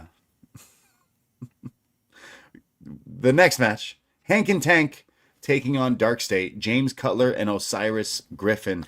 Dark State. Did you see here? They showed the graphic and they showed Saquon Sugars and Dion Lennox as the team. Right. And then the match starts and it's the other two. Right. Yeah. That's okay. There was another fuck up later that we'll get into. Oh, yeah, that was funny. So Hank and Tank versus Cutler and Griffin. Griffin is starting off here and he's doing some big power moves on Tank. There's a real nice stalling suplex for a 2 count. Hank then gets thrown off the apron to the outside. That looked like it hurt. And then Tank gets shoved too, so they're standing tall. Dion and Sugars then start to argue. And then both Osiris and Cutler are like, you two stand over there. Don't talk to each other, because they're bickering while the match is going on, because they try to get steel chairs and stuff. We get Hank, who's back in the ring, and it looks like he gets rocked here for a second, because the ref is like totally talking to him and then talking to Osiris or Cutler, and then he goes out of the ring for quite a while, but he got back into it and seemed fine. But I did notice that maybe something had messed him up or something. But this means Osiris is in, and then because Hank does come back in and he seemed fine. So he was hitting like a suplex and then a back jump suplex, and then both Hank and Tank hit this high low where one of them clotheslines the guy and one of them spears them at the same time, but Osiris breaks up the pin at 2, and then they double team Hank with this like DDT. Is it like M used to do the snapshot? It kind of looked like that, but it's like one guy does the DDT and the other's almost like a big ending at the same time, right? Yeah, kind of. Yeah. So, but Hank somehow breaks that up. There's then there's a few like fake out at the end of this match where I kept thinking like that's got to be it, and it was not. I was like, there was like this really double spear that Hank and Tank hit to Cutler as well, which looked good. Yeah. They then hit that double DDT thing on Tank. Like I said, he kicks out, and then Tank goes to hit a tope to both of them, but they catch him, slam him onto Hank, and then they roll Hank in the ring and hit like the shield bomb move that the four of them do, but it's just the two of them, and they like lift the guy up in one way into the air and spin him out as then he's caught in midair and power bombed, which did look good. It looked cooler than their like the four-way. That looks right. I thought this looked really good. Yeah, this was an improvement to the power bomb thing that they've been doing, and it's on Hank, who's a big boy, and they pin Hank for the win. So Dark State finally getting the dub back in their column. But you know what? There was some fun stuff in this match. I did, especially towards the end. There were some cool moves and some cool fake outs that I bid on. So yeah, I quite enjoyed this. I've missed Hank and Tank. They kind of disappeared for a couple of weeks. We were wondering if maybe they might be a call up at some point because they seem to have done everything there is to do in NXT at this point, and they're a fun team. But they've got really slick over the last year or so. Both of their hot tags are pretty fun to watch, and I thought this was the best we've seen Osiris and Cutler look as well. I thought they had some good like dual tag moves in this. The pace was, they kept up with the Hank and Tank pace, which is normally a bit of a just car crash, and they're good at their near falls and stuff. So I thought this was really impressive. Actually, I enjoyed this, and was the best Dark State have looked in a tag team, I think. Yeah, I felt like they finally something's jelly. Hank and Tank, they have been kind of missed because they used to put on these kind of fun tag team matches every week on NXT, and they are pretty good. Like I think Tank has totally helped Hank from where he was. Yeah, absolutely. They mentioned, hey, remember when this guy was a security guard? I was like, oh yeah, I do. But he's come a long way. There was quite a funny moment though. They were playing on the outside the tension between Lennox and Sugars, and they even Osiris and Cutler basically had to separate them and be like, you stand this side of the announce table, you stand this side of the announce table, just before we go to commercial break. And both, like, they were like 8-year-olds sent to the principal's office, turn around and fold their arms with their backs to each other and are like, huh. So it was a little too on the nose, a little cheesy there. It was a little cheesy, yeah. It was a little goofy, but I thought that powerbomb looked good. So Dark State, maybe not a write-off, but maybe they go for gold. They kind of said like these guys should go for tag gold, but then the champions are heels as right now, so we shall see. But yeah, you know what? Pretty fun match. I missed Hank and Tank. They should be on SmackDown, but if they're not going to be, then maybe they should have won the match. They go against. Didn't they take the titles from Hank and Tank? I forget now, but I don't know. I would like to see them wrestle again more. They put on some fun tonight. We see Lola Vice backstage walking around when Kalani calls her a loser. You lost tonight. Wow, you're a loser. And Lola's like, come on. It was a tag match plus, all the stuff. And like everyone knows I'm the champion. And Kalani says, well, I'm the only one to ever tap you out. And I could do it again and take your title. When Kendall Gray walks in and goes, okay, well, you're not getting a title shot anytime soon because you hurt my friend and now you're my priority.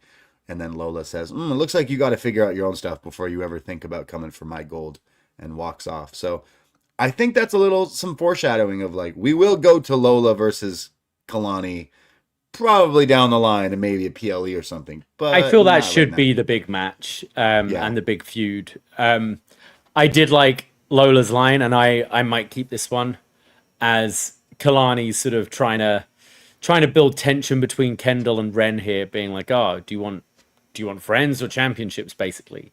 And Lola just goes, fix your own problems first, mama. Mama. I'm going to start using that. When someone ever gives me shit, fix your own problems first, mama. Fix your own problems first, mama. I think of either when she says mama or who's that cartoon character? Johnny Bravo? Yeah. Mama. He said that, right? Am I crazy? He did, yeah. He said that. And the dentist in Little Shop of Horrors. Oh, Steve Martin. Yeah. Yeah. So we go from that to my favorite moment of the night. Oh, this is fantastic. They cut to so in that last match, the commentary desk, like, things got thrown around and whatever. So when we come back to this, it's Vic and Book, and Booker T, who I don't know if these two knew the camera was on them. I don't think they were. I don't think so. But Booker T is so flustered. He's like, I can't hear anything. And just like the production guy runs in, he's trying to swap out his headphones.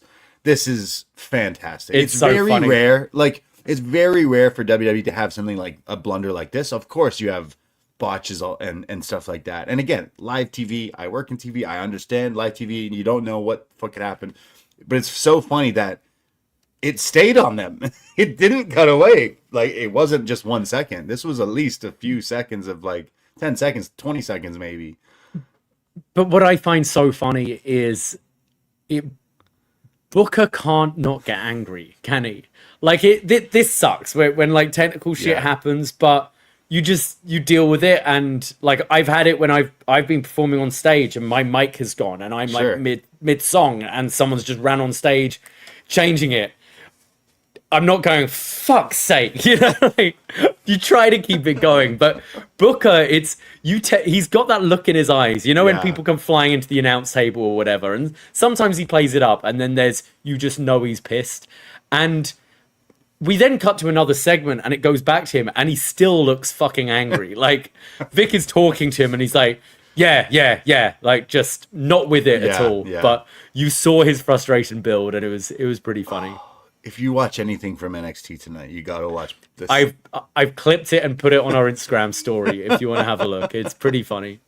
It's so funny. Again, like, Vic is like on his phone. He doesn't even know that they're like live on a shot on him right there. But it's coming soon to Botchamania for sure. Like, 100%. I'm gonna have to rewatch this as soon as we finish the show, because that was I rewound it when it happened and watched it because I was like, is this what is going on? Is this supposed to be this way? Like, it's WWE, so sometimes, you know, this could be an angle. This could lead into. It was Brooks Jensen, right? For a while, wasn't it? Like, doing fucking with fucking everything. With people, yeah, and Booker actually, yeah. So. And now he's off fighting Steve Corino. Yeah, and putting on the World 2 great wrestling matches in the PC. Shout out Brooks Jensen. Love Brooks Jensen. Fuck yeah, miss him. Bring him back. He's on Evolve. Watch him on Evolve. All right, I'm gonna watch him. Anyways, that was hilarious. When technical difficulties, it's just Vic who's chilling on his phone, doesn't realize what's happening, and Booker T just furious that this like helper guy cannot get the new set of headphones on him. And then they cut away. They realize we weren't supposed to cut to you anyways. We were supposed to cut to this next vignette that doesn't even need Book or Vic, unfortunately. So yes, I think it was just someone cutting to them instead of playing the video is probably what happened. I'm assuming. But you hear Book going, I can't hear you. Right. So I assume they were meant to be live. But right. It's also just funnier because it's Booker T. Like, if this happened to Michael Cole, it's like, yeah, sure, whatever. But it's whatever, yeah. Gotta watch it. Must watch. You know what we tell you? We cherry pick for you. You gotta watch this match. You gotta watch this segment. This is the most. Just for the just because whenever I see this, it reminds me of the Vampiro. Where's my fucking music? Where's my fucking music? Just for fun, I need that commentary tag team one day.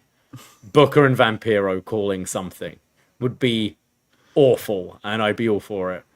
Vampiro, what's a match he's done in the last 10? How's he relevant?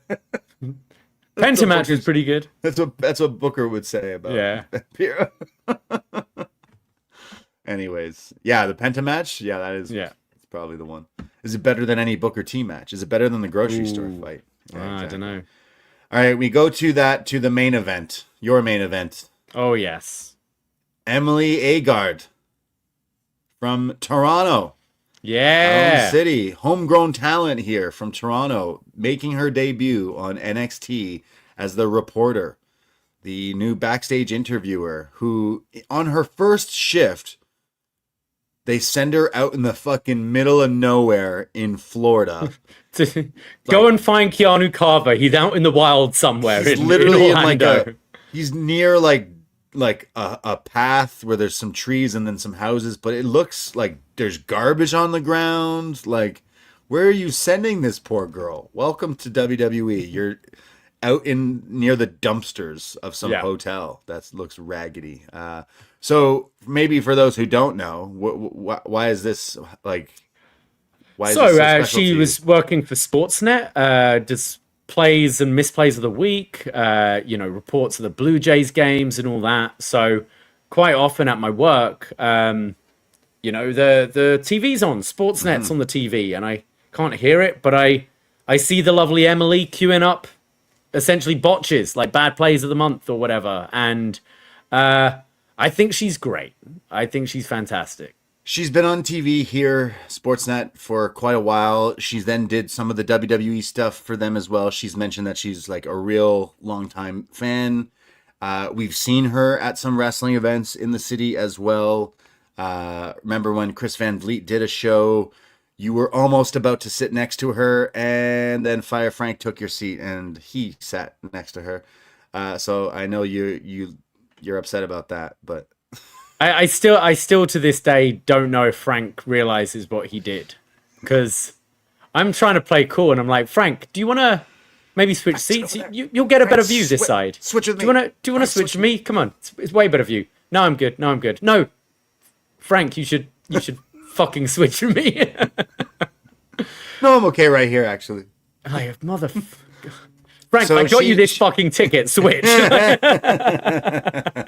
So you didn't get to talk to her, and neither did Frank, unfortunately. Yeah. But even though he sat next to her, love you, Frank. But yeah, that was hilarious.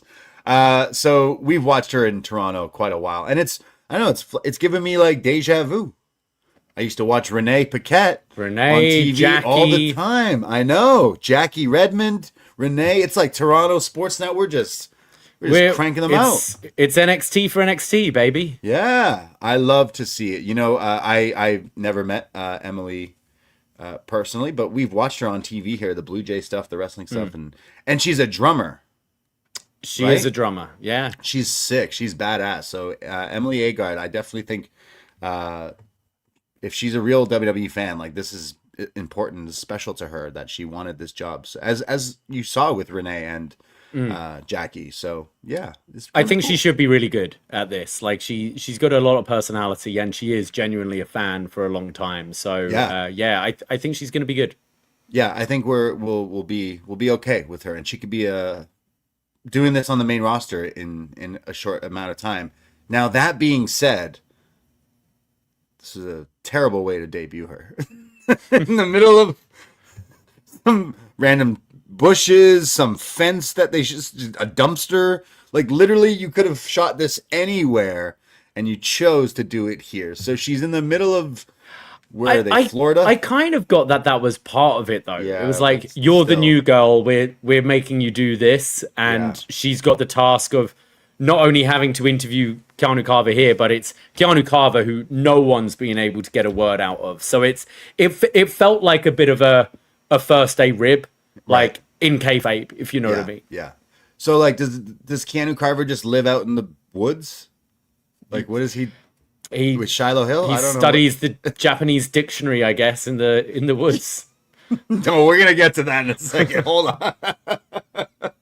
So she's out in the middle of nowhere to find Keanu Carver, and she says to the camera, "They sent me here to go do this, and I'm gonna have to go." So she's like, "Hey, Keanu Carver, like, can I get a word with you?" And he's reluctant at first, and then says like, "Sure, I'll give you a few words," and then says that he's not like a lot of these other people here in NXT who are all about the fancy tricks for the clicks and the popularity, and I'm not here to make anyone happy, including the fans, including the online fans. I don't care about what they say about me, because I do this for the people back home that I gotta take care of. And he says, "You either give me a chance or cut me, and I go on my way. I go do something else. But I'm not here to follow rules," as he's just yelling at poor Emily here. "I'll go my own way. I don't care." And she's like, okay, well, hey, look, I forgot to mention, she said, I'll put the camera down, and the cameraman like moved it, even though we still see them.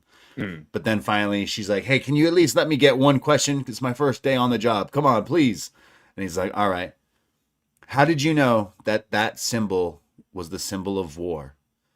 And he goes, oh, because I went to college. And people think I'm dumb, but I listened. And I'm smart as shit for real. What did he study Japanese at college or? Oh man. Okay. Okay. I like her. We already established we're big fans of her. We're There's just funny. I like Keanu Carver too because he's genuinely kind of scary. This was just too weird. We could have maybe maybe some editing of what was said. I liked this, but I was laughing my ass off when this guy's like, when she asked, how did you know what that meant in Japanese? And he's like, oh, I went to college, Japanese. Everyone knows. Fuck off. No, you don't. No, you don't. I actually quite like. I like this a lot. I like the different setting. Oh. I thought it suited Keanu Carver, and it was in a way like this guy has come in and he's been, a complete wild card. He's just not caring about any authority, not caring about the rules, smashing up everyone, ruining segments, all this. So he's not going to agree to do a backstage interview, right? And I thought it was almost like, let's send the new girl as it's someone he doesn't know, and it could soften him a bit, and it did. Right. So I actually thought it really worked with his character, and it was a little bit kind of the same stuff Jacob Fatu's been saying, like, I'm just doing this for money and my family, and I don't care who I upset or whatever. It was a little samey to what we've been seeing on Mondays right now, but I liked it. And I do think, yes, like, a lot of us went to university or college. It doesn't mean we recognize all Japanese symbols. Like, I would like to know maybe what he studied, but I get the idea where it's like, people look at me and think I'm a thug, but I'm actually really smart as well, and that makes me even more dangerous. So I liked it. I thought it gave him some character depth.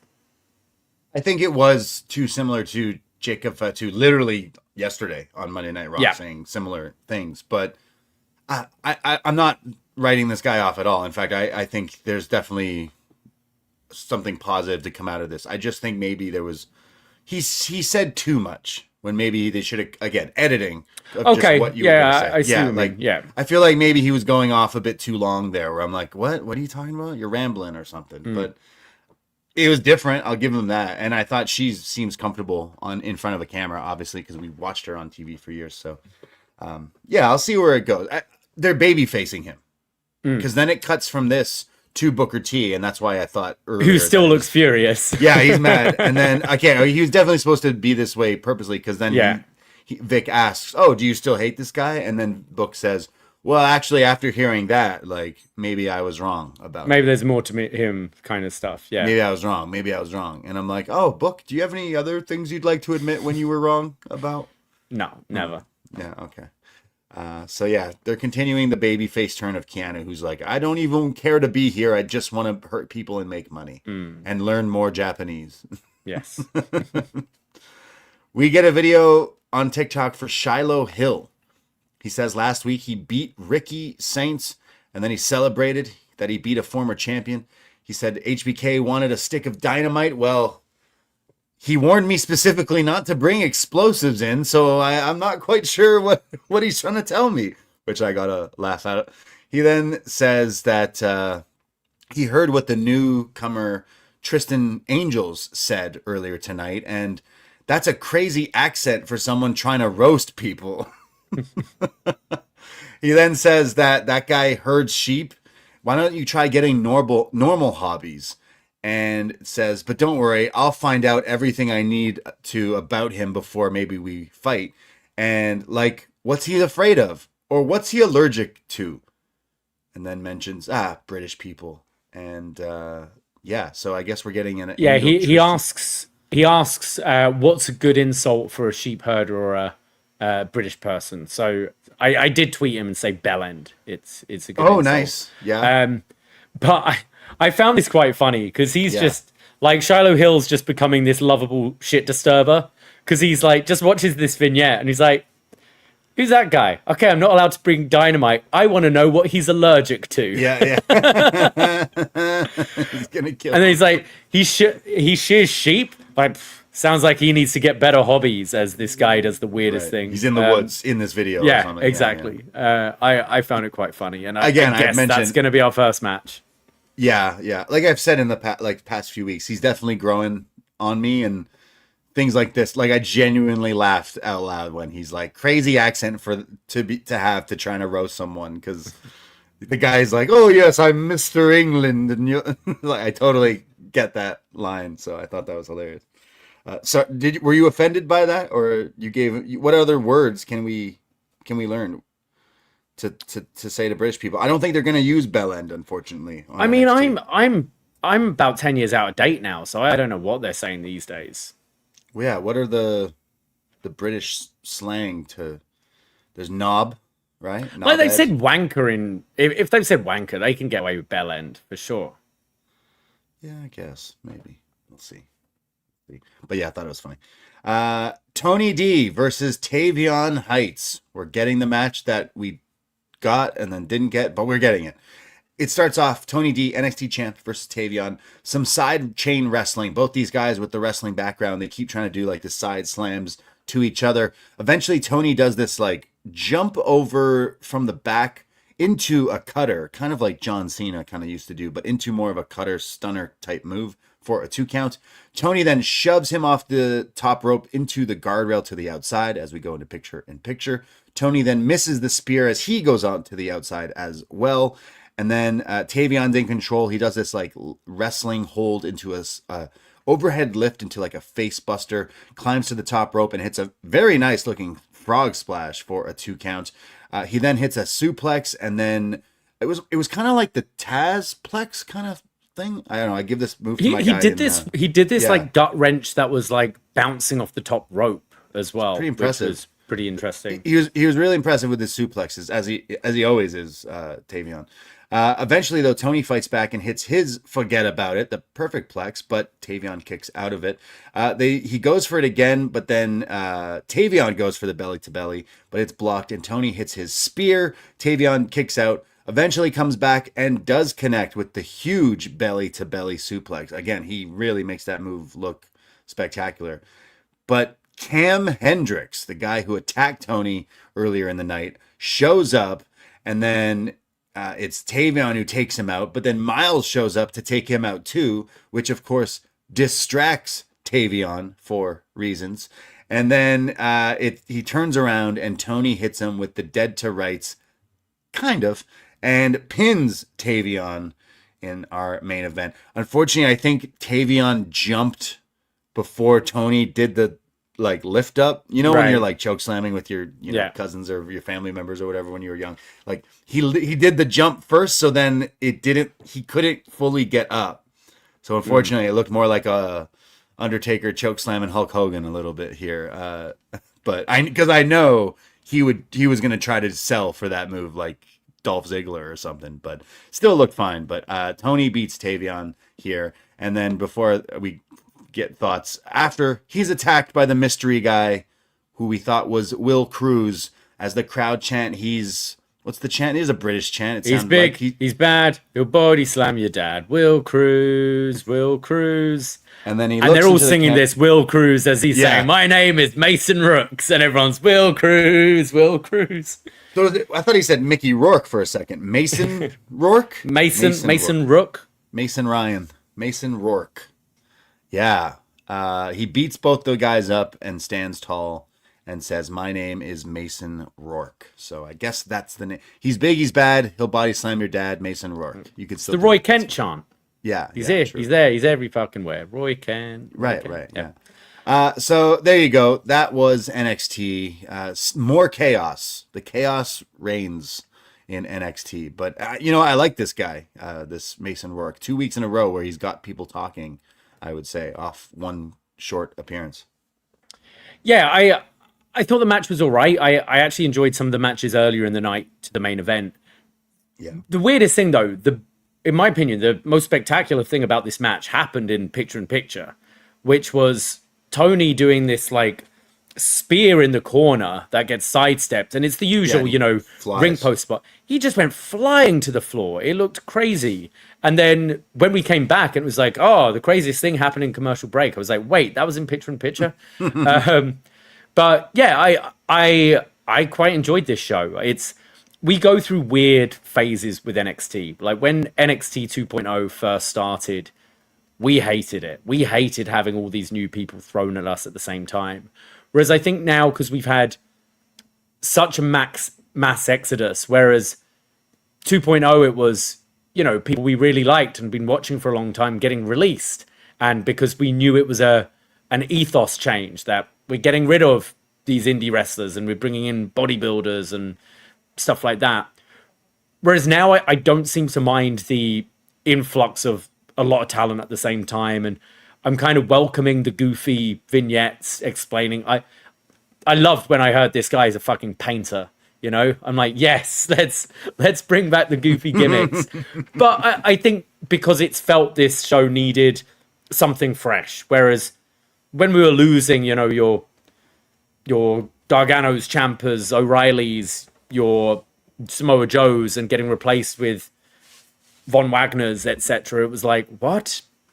Whereas now I think we feel ready for it. They've moved on to greener pastures. They're on the main roster. They're hopefully going to kill it there, and some of them are killing it there. And now we've got these empty spaces. So yeah, let's throw all the wacky ideas at us. And I thought all the matches pretty much delivered today. I had a lot of fun with that Hank and Tank tag. I thought Jaida and Callie Armstrong really impressed, and yeah, I thought the wrestling was pretty decent on this show as well. So least I had fun with it. The characters that were now being thrown at us, like let's just say this Mickey Rourke, no, Mason Rourke, like Mason Rook, Rook. Oh, I thought it was. I think Rourke. It's Rook or Rooks. I think. Oh, okay. Like, yeah, Mason Rook. Seeing him just briefly, I'm like, oh, this guy looks thick. Like he's doing some crazy stuff. Last week was the moonsault where he almost lost his pants, and tonight was a cannonball where he almost lost his pants. But like he looked good. I'm like, who interested? Like, who is this guy? But then think of all the other people, whether it's Vanity Project, who were months ago now, but those guys who were brought in came in as good wrestlers, and that's what like got them. I guess for us, at least personally, to be like, oh, we like these guys. But there's a bunch of all these people that they're now throwing at us. It's not like before where it was like, here's Ridge Holland, and we're really going to try to make Ridge Holland a thing. And it's like, fuck off. No. Well, it was just so abrupt. It was, we watched Samoa Joe win the title, and then he opens the show being like, hey, I'm not the champion anymore. Bye. Yeah, it sucked. What? It was, and then, I mean, it was, Trick Williams came out of nowhere, which obviously we love him now, but I just remember being, who is this guy, and why is he talking with Carmelo, and what is going on? It's fun chaos at the moment, and I'm finding NXT quite enjoyable right now.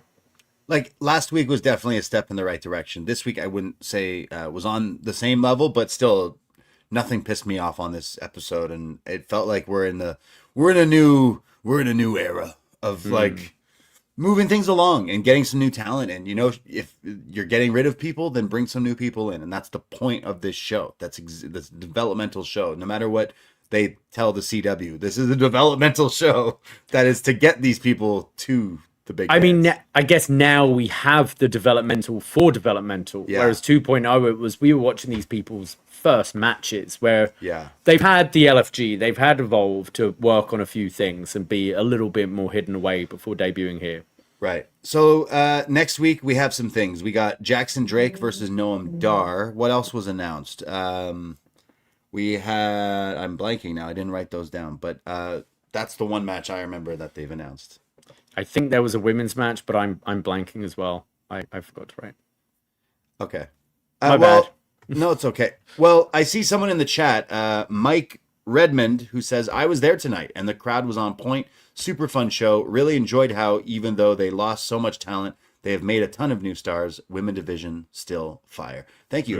Always appreciate live notes from a show. The PC, I mean, it's such a small little thing, but you would hope they're hot every time, every Tuesday comes around. Just there's only so many people in there, but they definitely have their favorites in this in this crop. And I didn't mind this episode. I'm looking forward to where we go. I know we mentioned last week that the CW, the PLEs were going to be featured on CW now going forward. So will they not just feel like these TV specials, but with commercials and stuff? Like, possibly. Right? Interesting. Okay. Kendall Gray versus Kalani Jordan announced for next week. That should be nice. Great. Oh, yeah. Good. That should be awesome. That's definitely one to look for next week. Yeah. Awesome. So there you go. That was our thoughts on NXT. We do have a feedback thread. We have a Facebook page. If you search Poison Rana podcast in your Facebook, there's also a group you can join where we post fun things, including feedback threads where we will read it. Do you have it open? Would you like to read it? I do, yeah. We'll start with Magan, who says, a decent episode that settled into a groove with the new class being established. Michael Lockwood, being the Vanity Project enforcer, has a similar dynamic to DX. Jackson Drake's chicken shit heel shtick is enhanced, having a powerhouse lady backing him up. I'm not sold on Cam Hendricks at all. Main event was solid, with Tony and Tavion's amateur backgrounds allowing them to work a little snug. The newly christened Mason Rook made another statement, and the audience knew the assignment, singing the song as it went off the air. I don't think NXT is nowhere near done reshuffling the deck.